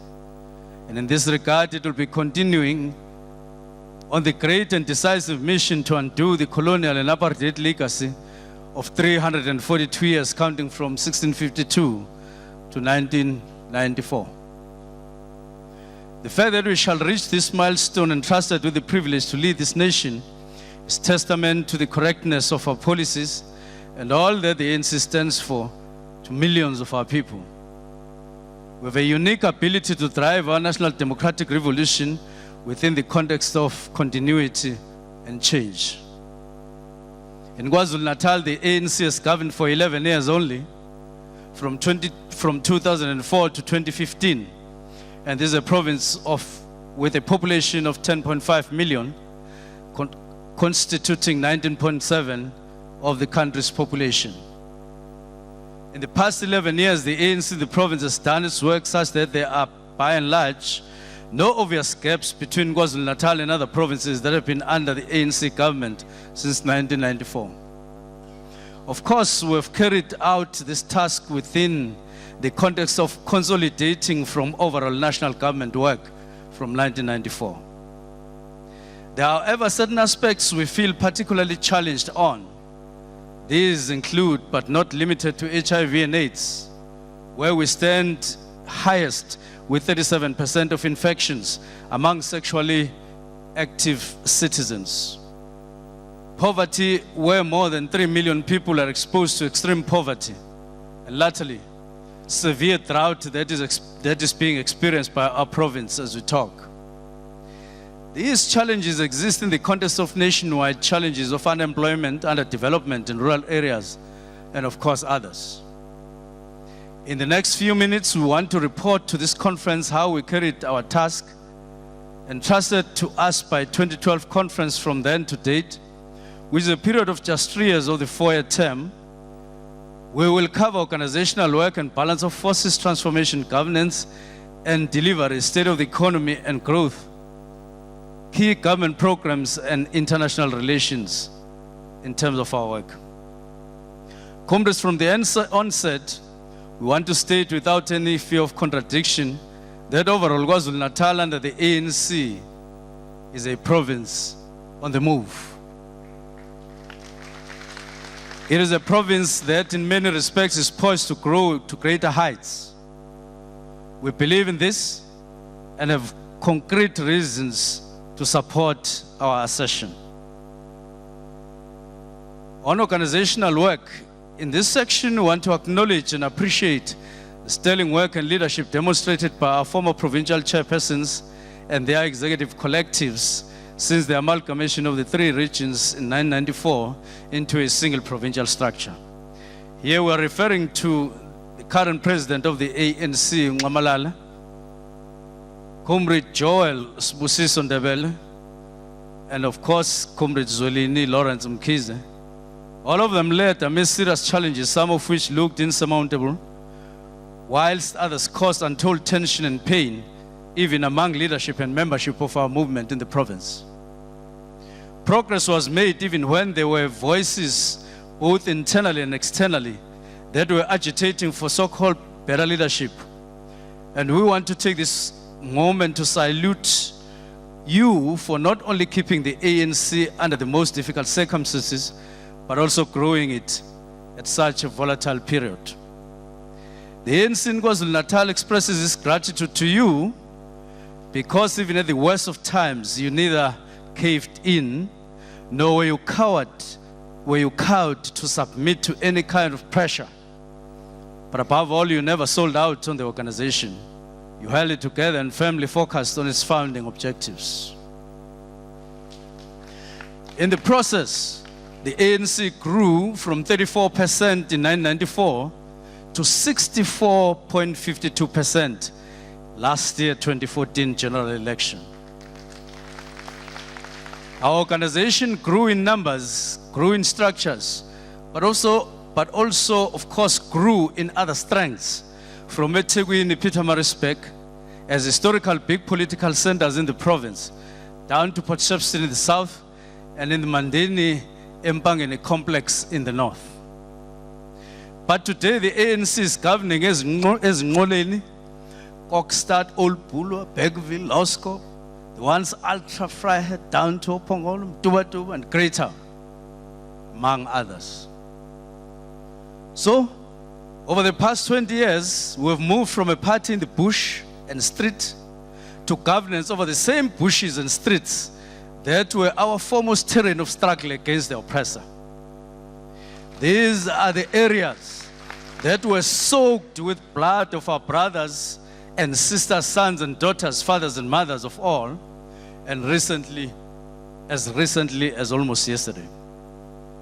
In this way, we pay tribute to all our fallen heroines and heroes, and to the hard work you yourselves have done to grow and strengthen this movement to what it is today.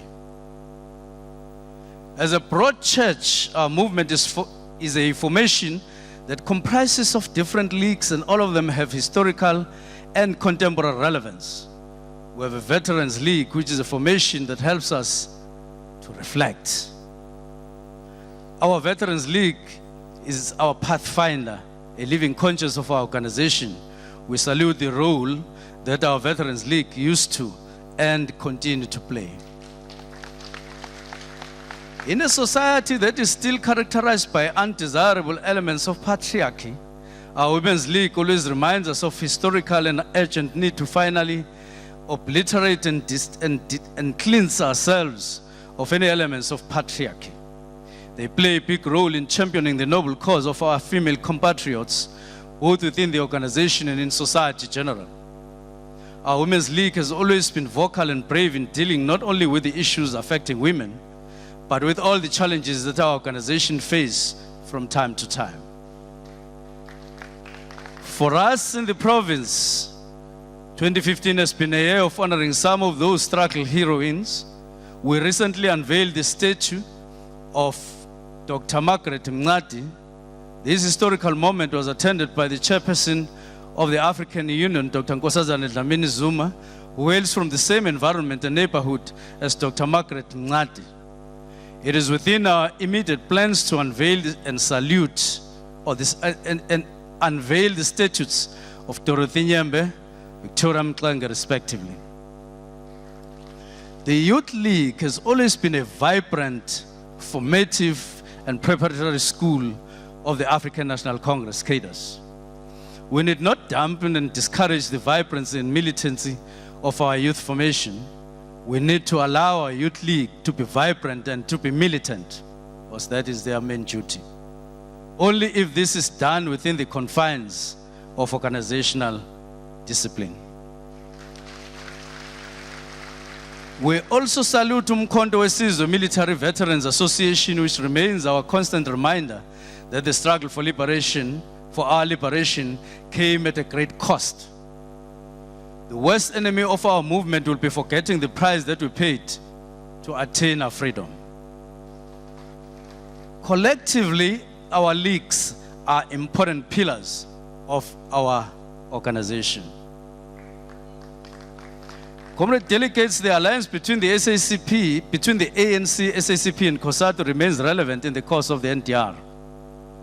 They provide the necessary component parts that accommodate different social classes and schools of thought in one broad church that leads South Africa. This working relationship has been sustained over a long period and has to be strengthened all the time. The alliance in KwaZulu-Natal is working very well, and it has been the case over a long time, and we must continue to ensure that we work together all the time, and never against one another. Viva the alliance, viva! On rare occasions where we disagree, it is merely on tactics to be employed and not on strategic issues, and therefore we want to state without any equivocation that the alliance in KwaZulu-Natal is alive and kicking. Indeed, we accept that some amongst our comrades also in our country might express a view that is different from this one. Our approach to such views is that they assist us in conducting an introspection and fine-tuning our terms of engagement and conduct as we conduct our alliance with our partners. We have no doubt, going to 2016 local government elections, that our alliance partners will be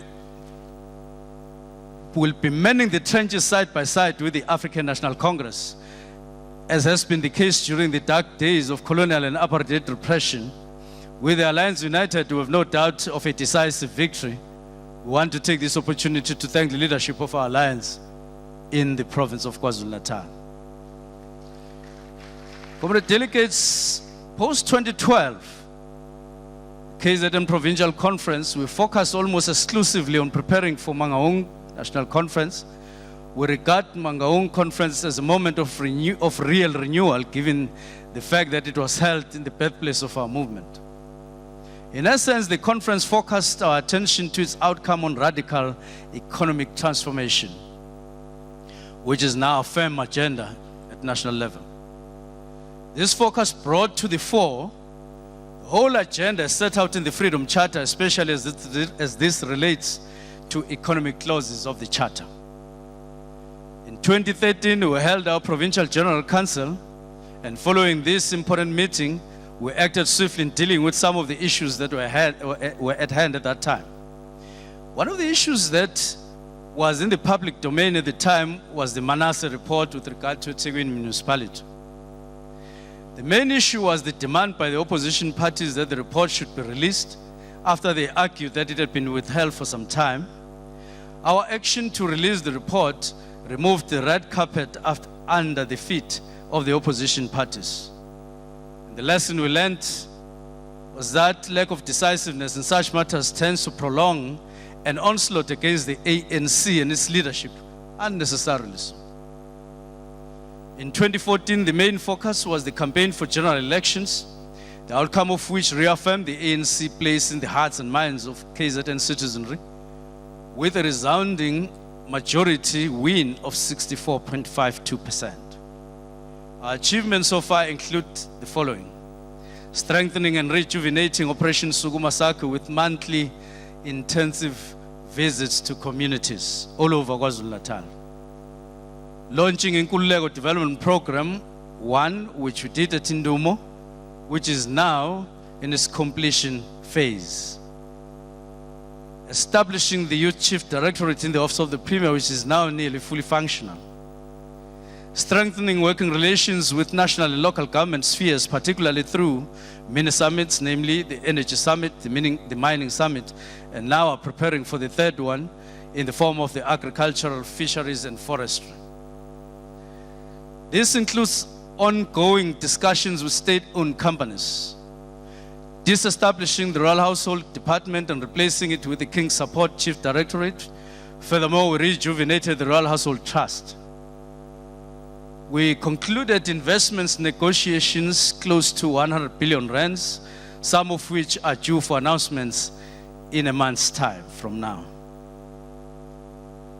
One of the main dynamics in our provincial discourse in the battle of ideas is the lack of an institutionalized voice that carries the mandate of the African National Congress, that has an appeal and integrity that reaches the whole of KwaZulu-Natal on a sustainable basis.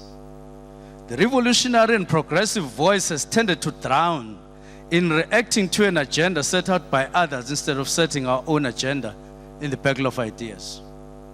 We have long realized that this situation needs to be corrected earlier than later, and as part of this realization, we have started a process of merging AMAFA and the Heritage Unit in the Office of the Premier. We have a vision for a KwaZulu-Natal AMAFA and Heritage Research Institute to close the void identified above. The scope of this institute will be wider than that of the current setup of AMAFA on the one hand and the Heritage Unit on the other. Its main focus will be on applied research intended not only to widen specific knowledge, but also seeking to provide solutions to challenges stunting the growth of our people. The other focus will be identification of conservation, protection, management, administration of heritage in the province. The process will be completed by the end of March next year. In our recent National General Council, the President and Secretary General of the ANC reported thoroughly on the current organizational challenges, manifesting themselves in the main through new and destructive tendencies. President in particular was on point, and siyabonga kakhulu national leadership for having this conviction to point out these ills. As a province, we commit ourselves to playing a role in rooting out these bad tendencies. Our attention in particular needs to be given to the following: manipulation of individuals, of systems, of procedures at branch level, sometimes up to offices of the organization in some cases, to manufacture predetermined results in the run-up to elective conferences. This tendency in particular is certainly sponsored and sometimes powered by people coming from upper structures. Let democracy thrive at branch level. Let there be no henchmen or henchwomen who impose their will of branches. So let's allow democracy to thrive at that level all the time. Violence, threats, and brazen use of force, at times including physical force, on other members of the ANC if they are deemed to be opposing those whom we support. The ANC is a liberation movement, not an organization of hooligans. The third category of negative tendencies is the emergence of hatred among comrades simply because of differing views. This manifests itself to a level where one would rather talk to and fraternize with members of opposition parties as opposed to fraternizing with one's own ANC comrades. Comrades, Chairperson, all of these alien tendencies reach boiling point during internal electoral processes in the main.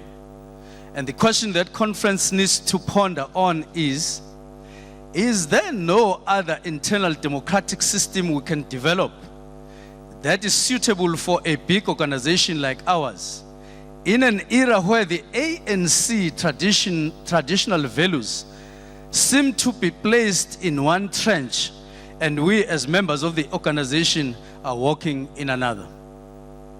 Are we not fashioning ourselves differently to what is expected from what the ANC really is?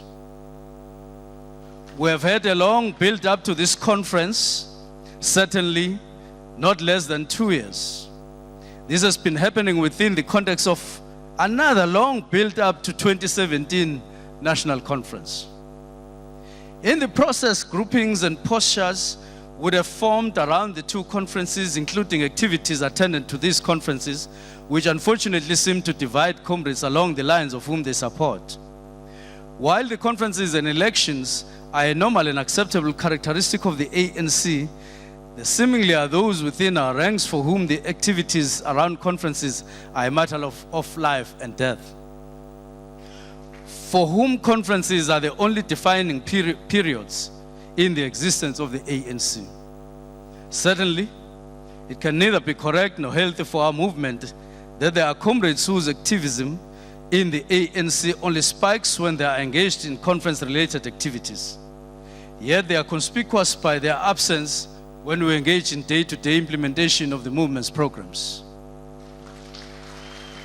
While on this point, it may be prudent to reflect on what Amilcar Cabral reminds us in The Weapon of Theory when he says, I quote, "We know what the development of a phenomena in a movement, whatever its external and appearance, depends mainly on its internal characteristics. We also know that on the political level, our own reality, however fine and attractive the reality of others may be, can only be transformed by detailed knowledge of it, by our own effort, by our own sacrifices." Comrade delegates, KwaZulu-Natal has a long and historic profile in influencing ANC national politics. These factors make us both. There are a number of reasons for this, which we need not mention necessarily.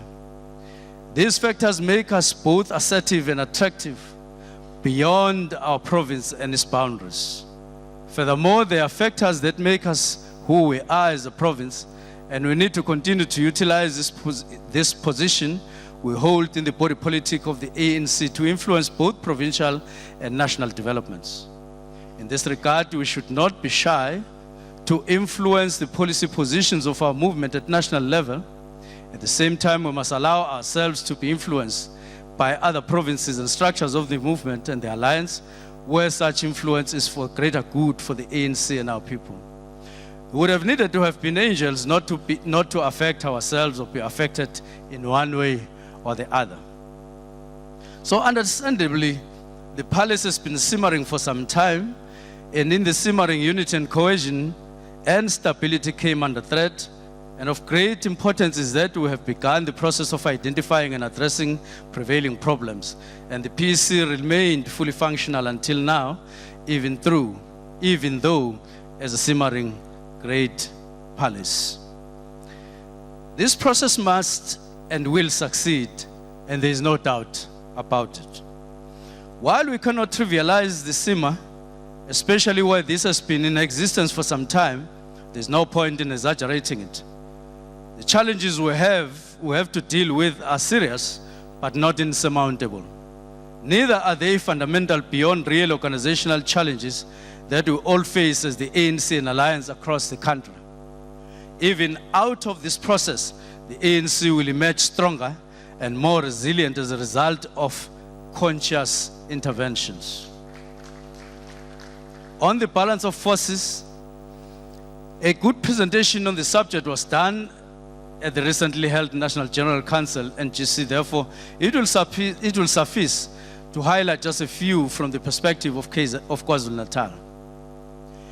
The ANC in KwaZulu-Natal continues to enjoy faith and support of the majority of the people. The ANC itself is a well-known force for transformative, quantitative, and qualitative change in South Africa. The change we are seeking and advocating for includes the removal of all known factors of the old system.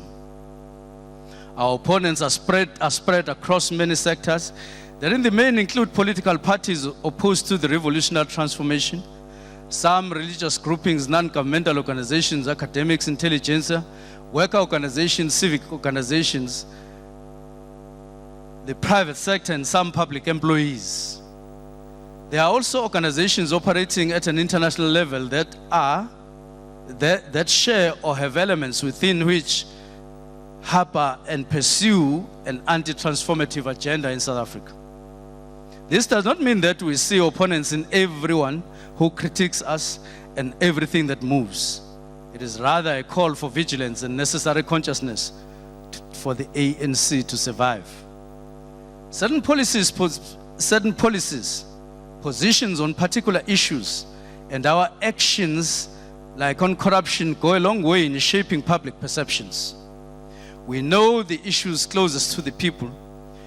As the people's organization, the ANC needs to deliver on these expectations, obviously, within reason, as well as the prevailing objective constraints.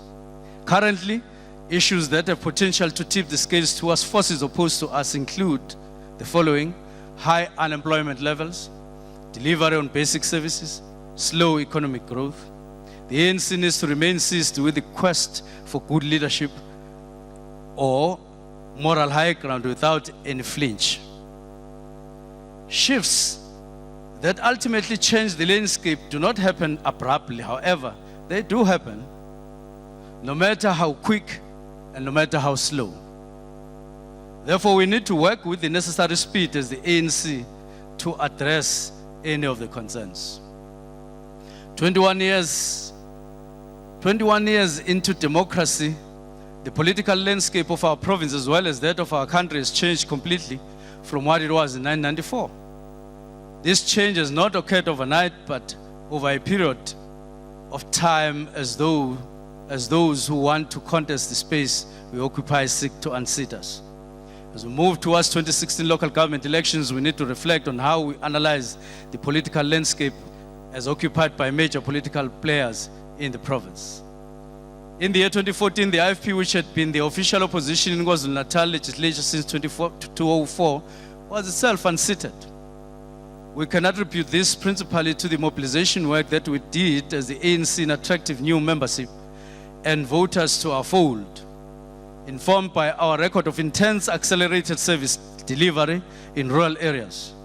You will remember, comrades, that the rural areas were the traditional strongholds of the IFP.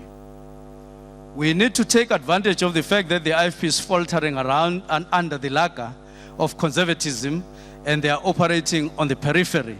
This is a party that has lost relevance. However, we need not completely dismiss them as a spent force. With regard to the NFP, the instability within has meant that it has found it difficult to remain cohesive. This has opened up space for the parties, including the IFP, to win back some of the support they had lost. In simple terms, it has failed to run a mile and is fast approaching its end. It is now grazing in a shade. The DA, on the other hand, has been on a mission to remodel itself into an all-encompassing mass-based party. Despite its efforts on seeking power by deploying black people into strategic power positions, this has not yielded meaningful results.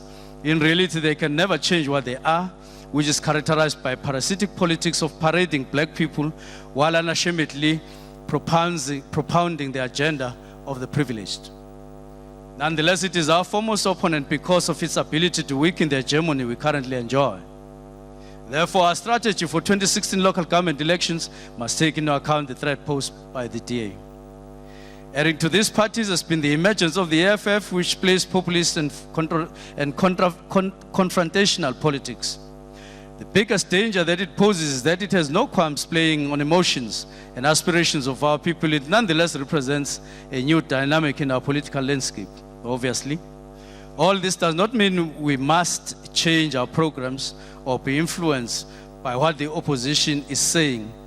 But as military strategist Sun Tzu says, I quote, "Know your enemy and yourself, and you can fight 100 battles without any disaster." Close quotes. We are passing through this outline with humbleness and without fooling ourselves that they do not pose any threat to ourselves. We need to fire from all our cylinders towards 2016 and beyond. Having said this, we must appreciate that our foremost enemy is all those challenges we have identified, which include high levels of unemployment, high cost of tertiary education, that make it inaccessible for the poor, poverty, inequality, and underdevelopment. On the economy, Economic transformation means changes we need to make in terms of our economy, namely the structure of the economy, economic benefits and their distribution, empowerment, access to land ownership, as well as ownership of the means of production. With regards to other above critical issues, available evidence points to more work yet to be done as opposed to work already done. Just in the public sector in KwaZulu-Natal, a study commissioned by the provincial government, for example, showed that in 2013-14, the province spent just over 1 billion on 100% African-owned companies. This equals 30% of the total procurement spent. 1.2 billion on 100% white-owned companies, or 34%, and 1.2 billion on 100% Indian-owned companies, or 30% of total discretionary procurement spent. Among its conclusions, the report states, when one considers the demographics of KwaZulu-Natal, it does appear that there is no relationship between procurement expenditure of the province and its demographic profile. According to the 2011 census, Black Africans account for 86% of the total KZN population, whites 4.2%, Indians 7.4%, and colored 1.4%. In an ideal world, one would expect procurement spend to reflect the demographics. But of course, given the history of South Africa, the current state of affairs is not surprise.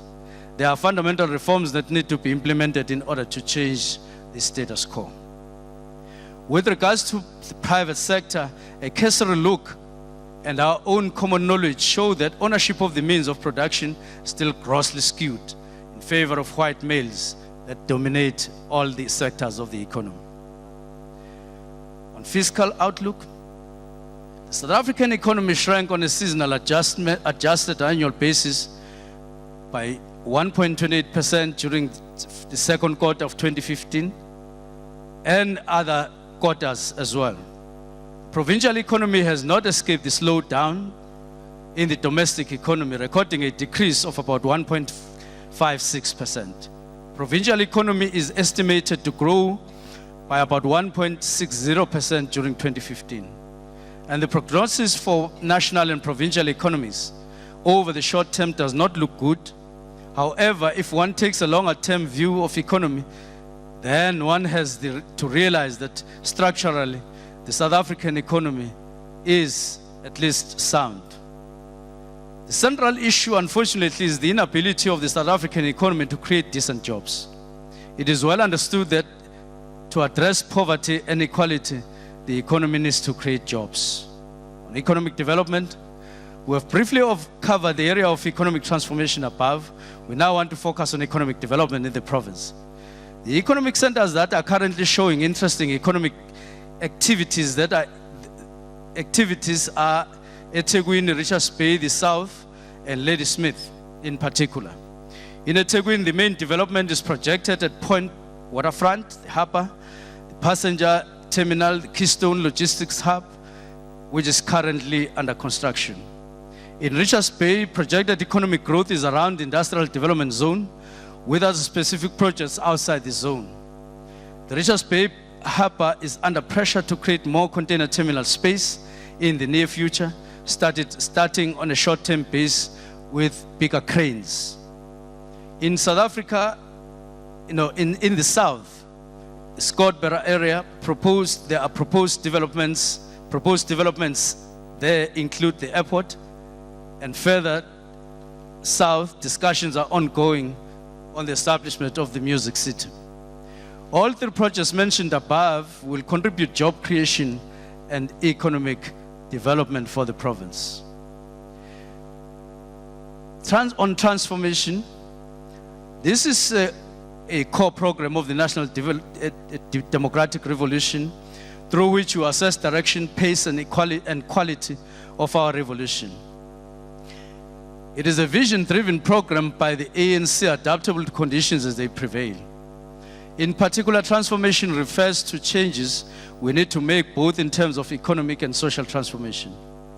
Now, on social transformation in particular, this refers to necessary changes in terms of social conditions of the people, which includes, among others, improved standard of living, access to health care, improvements in management of chronic diseases, access to water, sanitation, housing, access to education, reduction of child mortality, etc. And social transformation in our context means lifting people out of abject poverty and creation of an environment that is conducive for development in KwaZulu-Natal, where we have 3 million people living in extreme poverty, as an example. One recent development that has emerged sharply in the whole debate around is the whole debate around the provision of higher education. The latest activities by the students reacting to fee increases have sparked a powerful debate on accessibility of higher education and training, the quality of our education, of our higher education, role of different sectors within each of the universities, as well as autonomy of the universities. The envisaged outcome is provision of free education in South Africa, a call that is embraced in the Freedom Charter and various resolutions in different conferences of the ANC. We all support this call. We further support the efforts to resolve funding as far as this issue is concerned. The other critical area is rural development. With the introduction of apartheid as a state policy, state interventions on human development were biased towards white minority, thus leading to creation of two state development, one that is affluent and another that is underserviced and impoverished. In 1994, the democratic state inherited a legacy of serious backlogs with regards to the provision of critical infrastructure and basic services such as water, sanitation, electricity, health, and education facilities. Rural areas, therefore, are generally known for backwardness that is characterized by underdevelopment, which is manifest by lack of basic services such as road infrastructure, poor access to potable water, poor sanitation, lack of electricity, and more recently, this has been exacerbated by drought throughout the country. While on this issue, of drought, let us share with confidence that this matter is receiving our attention. In this regard, we are spurred by the devastation that the drought is wreaking mainly on our rural areas, where our communities lose their livestock on a daily basis, don't have access to water, and where agriculture, including subsistence farming, have suffered enormously. We need to find creative and innovative ways of responding to this evolving crisis. We are expected to provide leadership in this regard. As this conference, we must determine the role that should be played by our members in awareness campaigns about the importance of saving the little water resources that we have.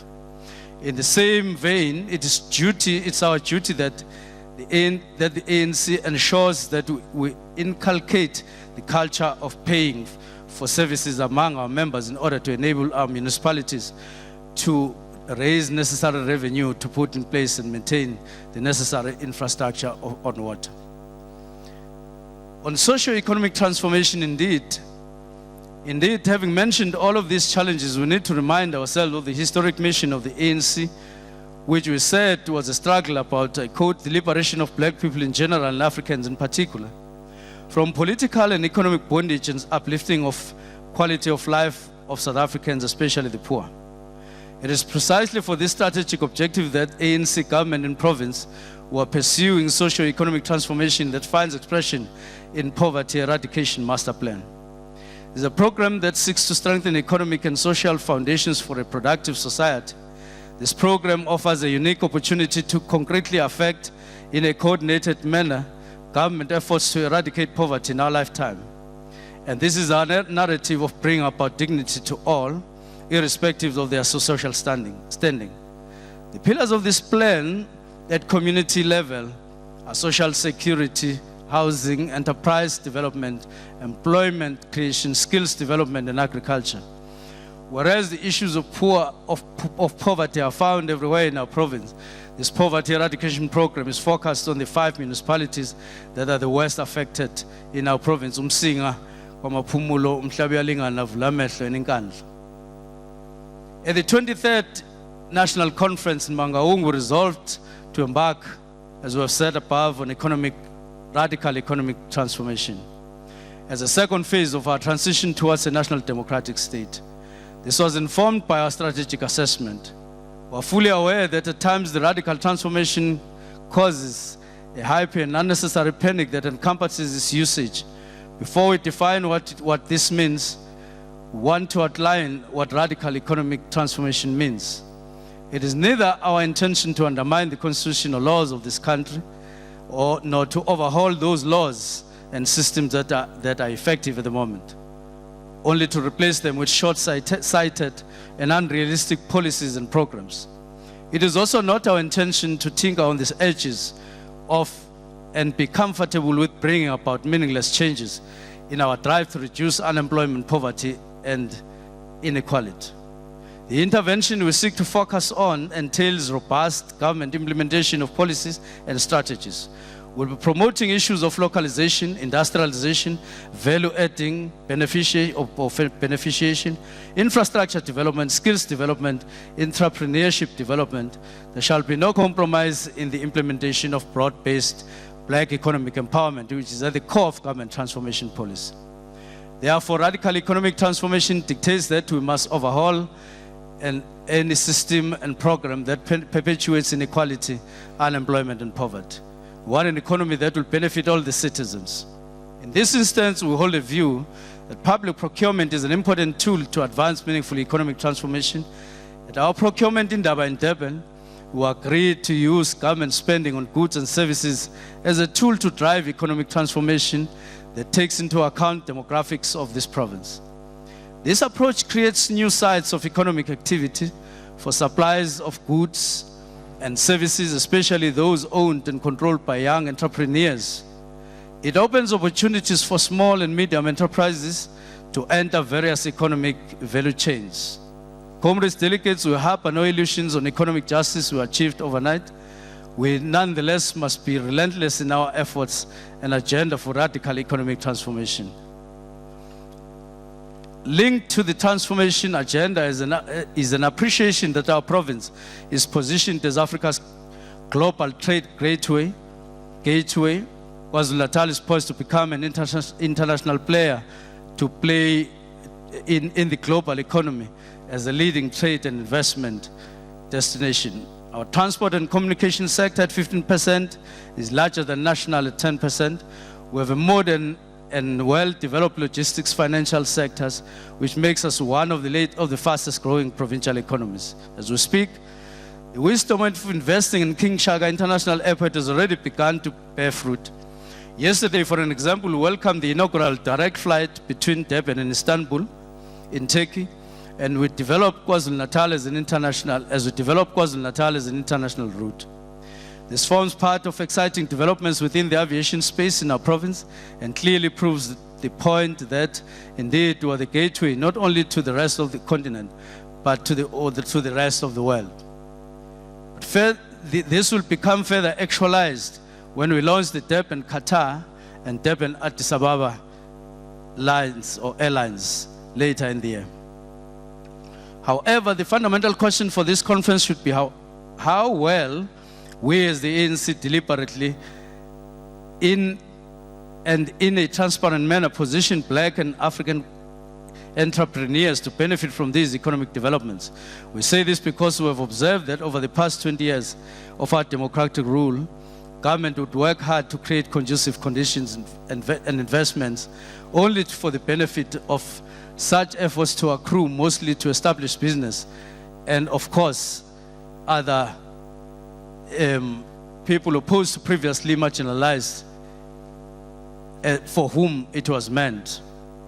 Comrade delegates want to argue that we must do further efforts for new investments that will build dynamic, more competitive and export-driven economy, taking advantage of our strategic position as a province that has 2 ports and 600 kilometers long coastal line. In unlocking those opportunities, we must promote industrialization and in particular putting in place measures to engender local beneficiation. Black Industrialists Program therefore becomes an important stepping stone. While a government portfolio would be given the task of leading this campaign, comrades from organized business, some of whom are CEOs, must come to the fore to help craft comprehensive approach to attain this goal. All members of the ANC from all spheres must stand up and be counted, every member and organizer. Comrades, delegates, the province has 2 oil refineries producing large volumes of wide-range industrial and household products.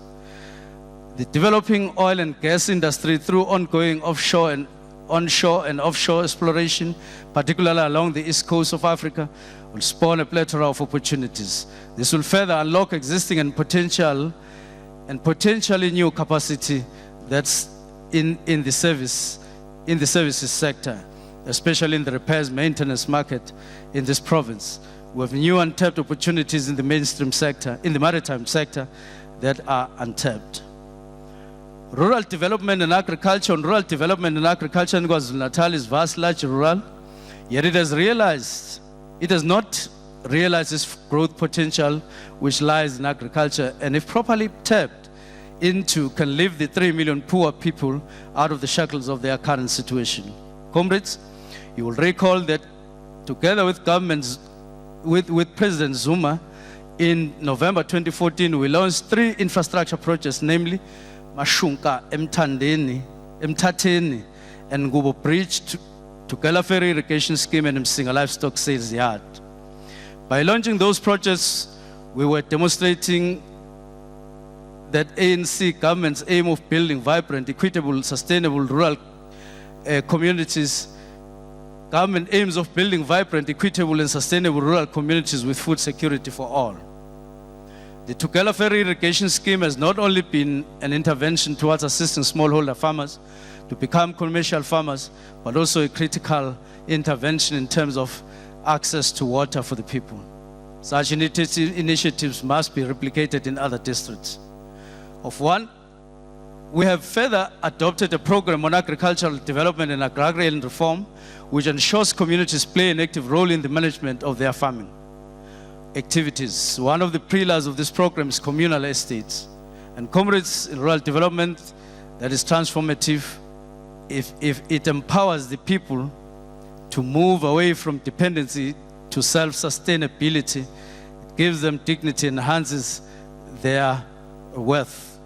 On governance, we've maintained sound financial management in the province despite the pressures put on us by a number of factors. The audit outcomes for the past few years have been improving. The Auditor General commended both the province and local government on improvements that have been achieved. The direction that the ANC government is taking is that we should deliver on our undertakings and the expectations of our people. This includes basic services such as electricity, water, roads, schools, housing, clinics, healthcare, as well as the fight against HIV and AIDS. To a large extent, delivery is taking place, but has not necessarily reached everyone in all respects. In some cases, service delivery protests such as serve as an indicator that expectations have not been met. Both provincial and local government need to treat this seriously to prevent uncontrolled violence by communities. There's a perception that an argument that government is not doing enough on corruption. In reality, most of the government employees are not corrupt, but where instances of corruption take place, and there are, the blemishes are hard to remove. Fighting corruption involves investigations, which are often very expensive and dismissals of those affected. We need to strengthen our resolve to fight corruption in all its forms. One of the challenges that are still prevalent in the country is state capacity. We still don't have established mechanisms to steadily build state capacity in relation to skills, quality performance, efficiency levels among government employees. However, there are government programs in this regard. On local government is structured today in South Africa. A structured local government in South Africa is a new phenomenon, yet it is one sphere that is on the spotlight when it comes to delivery of services. The sphere of government is now fully established in KwaZulu-Natal and now fully functional. Key task of the sphere is good financial management, governance, delivery of services in this regard. A lot of work has been done. One of the remarkable efforts in improving government is the rolling out of back to basics. However, There's still a long way to go in building necessary capacity to meet all the challenges, and the situation is made worse by lack of resources to build infrastructure such as roads, provision, and water. On traditional leadership, one of the main dynamics in KwaZulu-Natal is the fact that there is strong traditional governance and the royal household side by side with wall-to-wall modern democratic governance. Over years, leadership in both systems have grown accustomed to this form of governance. It has delivered the kind of socio-economic stability that KZN needs. There are, however, elements of the province that want the two systems to compete with the constitutional framework of the Republic that then complement one another. They are the source of danger worse than the Eid itself. It is absolutely important to nurture the relationship between broad objectives, and this is possible and necessary for the future of this province. State capacity, I've touched on a number of matters, but on peace, security, and social cohesion, we remain concerned about the level of violence in the province. The main drivers of this are related instability are the taxi industry, violence in some hostels, and general matters. Various efforts are being made to reduce this state of affairs. The real root cause of this challenge relates to economy, but other related factors including poor policing, drugs and alcohol abuse. The outbreak of violence directed to African foreign nationals came as a shock to all of us at the beginning of this year. Provincial government and eThekwini municipality has established a joint operation to deal with this particular challenge. This led to unbudgeted expenditure, unplanned diplomatic engagements, and ending violence, protecting lives and bringing about stability. We then appointed a special reference group led by Judge Navi Pillay, former UN Commissioner on Refugees. It has finished its work and will soon be submitting their work to Cabinet. On international relations, further to other partnership agreements that had been established prior to 2012 is the partnership agreement we signed with the United States of Maryland State of Maryland in the United States. This agreement is especially aimed to strengthen economic trade and investment, scientific, cultural, and human relations between KwaZulu-Natal and Maryland. We will now be developing practical programs in tourism, promoting agriculture development and agribusiness, education and training, of course, exchange programs such as focus on research and development. Our other agreements are in education with Cuba, Turkey, India, and others. Another one will be signed with the province of Kinshasa in the Democratic Republic of Congo. One challenge that is outstanding is the role of the ANC is the recruitment of staff and diplomats by the Department of International Relations and Cooperation so that we influence that particular process. Another weakness we need to improve on is the coordination of non-governmental organizations and some individuals who play remarkable roles abroad. The last part is ANC as leader of society. In his King Henry VI playwright, William Shakespeare laments, "Uneasy lies the head that wears the crown." In the case of the ANC, this means that a leader of society, the ANC is expected to possess the necessary foresight to charge the new cause for our society. In this regard, the ANC must remain principled, but of course open to criticism. In particular, it must at all times engage in exercising introspection to ensure that it stays true to the principles. And this is a difficult but highly rewarding task. And in the process of carrying out this mandate, there are those who will differ sharply with the ANC, even to the point of hurling insult to our movement. However, we must accept that this comes with the position to occupy in society. We occupy in society. The ANC must resist temptation to engage in street fights with political parties whose only claim to fame is that they hog the newspaper headlines by insulting us. What is of critical importance is that as members of the ANC, we individually must lead by example, and the qualities that define the ANC, which are selfless, sacrifice, integrity, honesty, tolerance, and respect, we must live these qualities. So what kind of a person can live these values of the ANC and lead the NDR? Certainly, it can be a person whose frame of reference is outside of the revolutionary theory that we espouse as the ANC. Such a person must be a cadre. The Cuban revolutionary chair, Wabera, described a cadre as, I quote, an individual who has achieved a sufficient political development to be able to interpret the existence, the extensive directives emanating from the central power, make them his, and convey them as orientation to the masses. A person who at the same time also perceives the signs manifested by the masses of their own desires and their innermost motives. He is an individual of ideological and administrative discipline who knows and practices democratic centralism and who knows how to evaluate the existing contradictions in this method and to utilize fully its many facets. Who knows how to practice the principle of collective discussion and to make decisions on his own and take responsibility in production. Whose loyalty is tested and whose physical and moral courage has developed along with his ideological development in such a way that he is always willing to confront any conflict and to give his life for the good of the revolution. Also, he is an individual capable of self-analysis, which enables him to make the necessary decisions and to exercise creative initiatives in such a manner that it won't conflict with discipline, close quotes. Of course, the Constitution of the ANC further elaborates on this when it lists, among others, the rights of members as being entitled to offer constructive criticism to any member, official policy program activity, the ANC within the structures, take part in election and be elected or appointed to any committee, structure, commission or delegation of the ANC.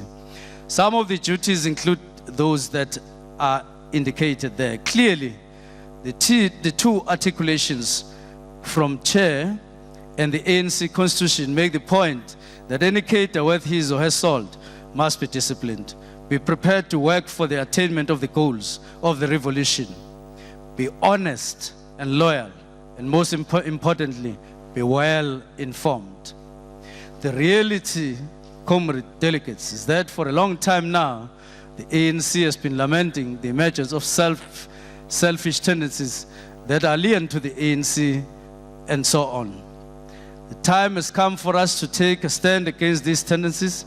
One of the things this conference needs to consider is whether our criteria for membership, including criteria for comrades, to stand for leadership positions is rigorous enough to ensure quality membership and production of upstanding cadres who can take the revolution forward.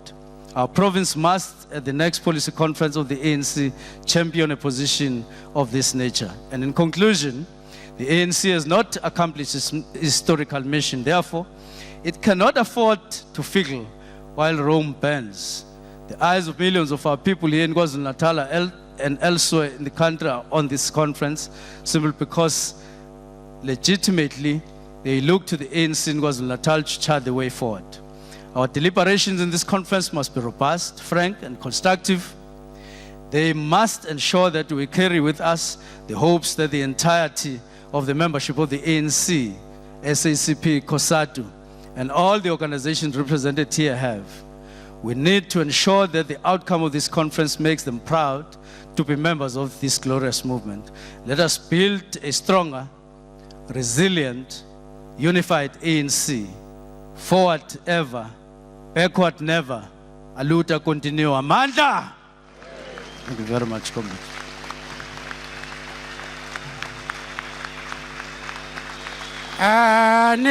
Anibambe niwe wafana ayibambe niwe zinsizwa anibambe niwe wafana anibambe niwe zinsizwa gobe sipam Sa lava fana sisinku Olivata Gobisipam sa lava fanasisi. Olevata ani bambe newe vafana ani bambe newe zinsizwa ani bambe newe vafana ani bambe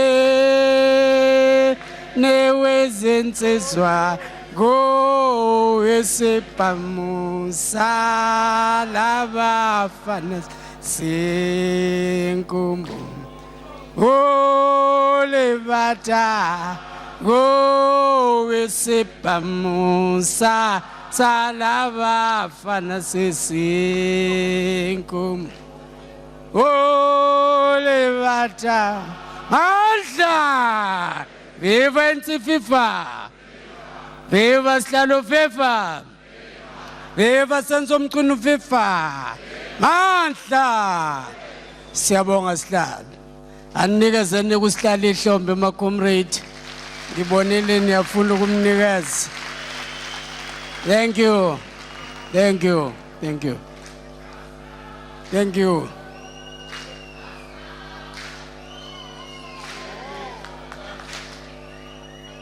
Hasna valu, hasna valu, hasna valu.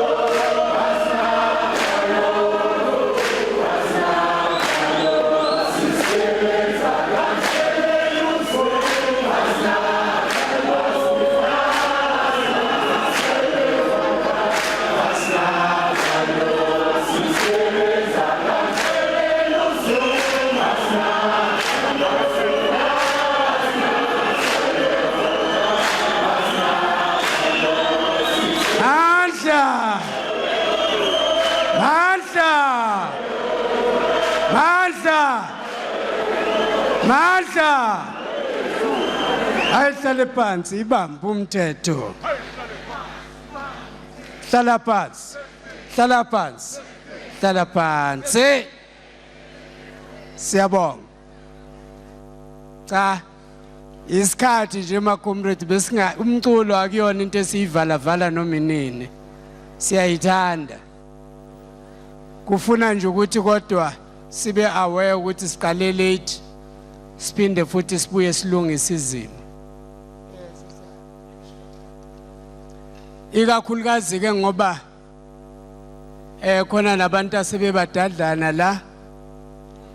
Isikhathi lesi sokudla sesidlule kakhulu. Mayefuna ukuthi sikuthola ukudla kusukela manje. We will adjourn for lunch now, whatever it's called.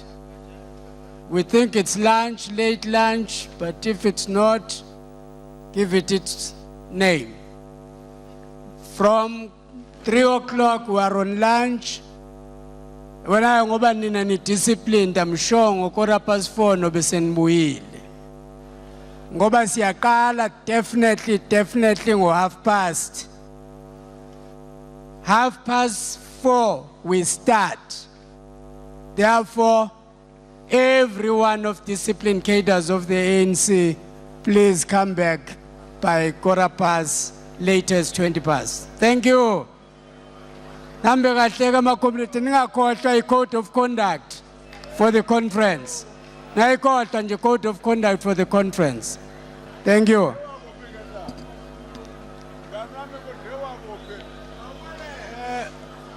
No pal.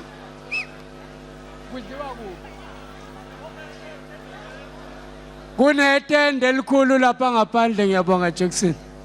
Itende elikhulu, there is a big tent outside on your right hand side.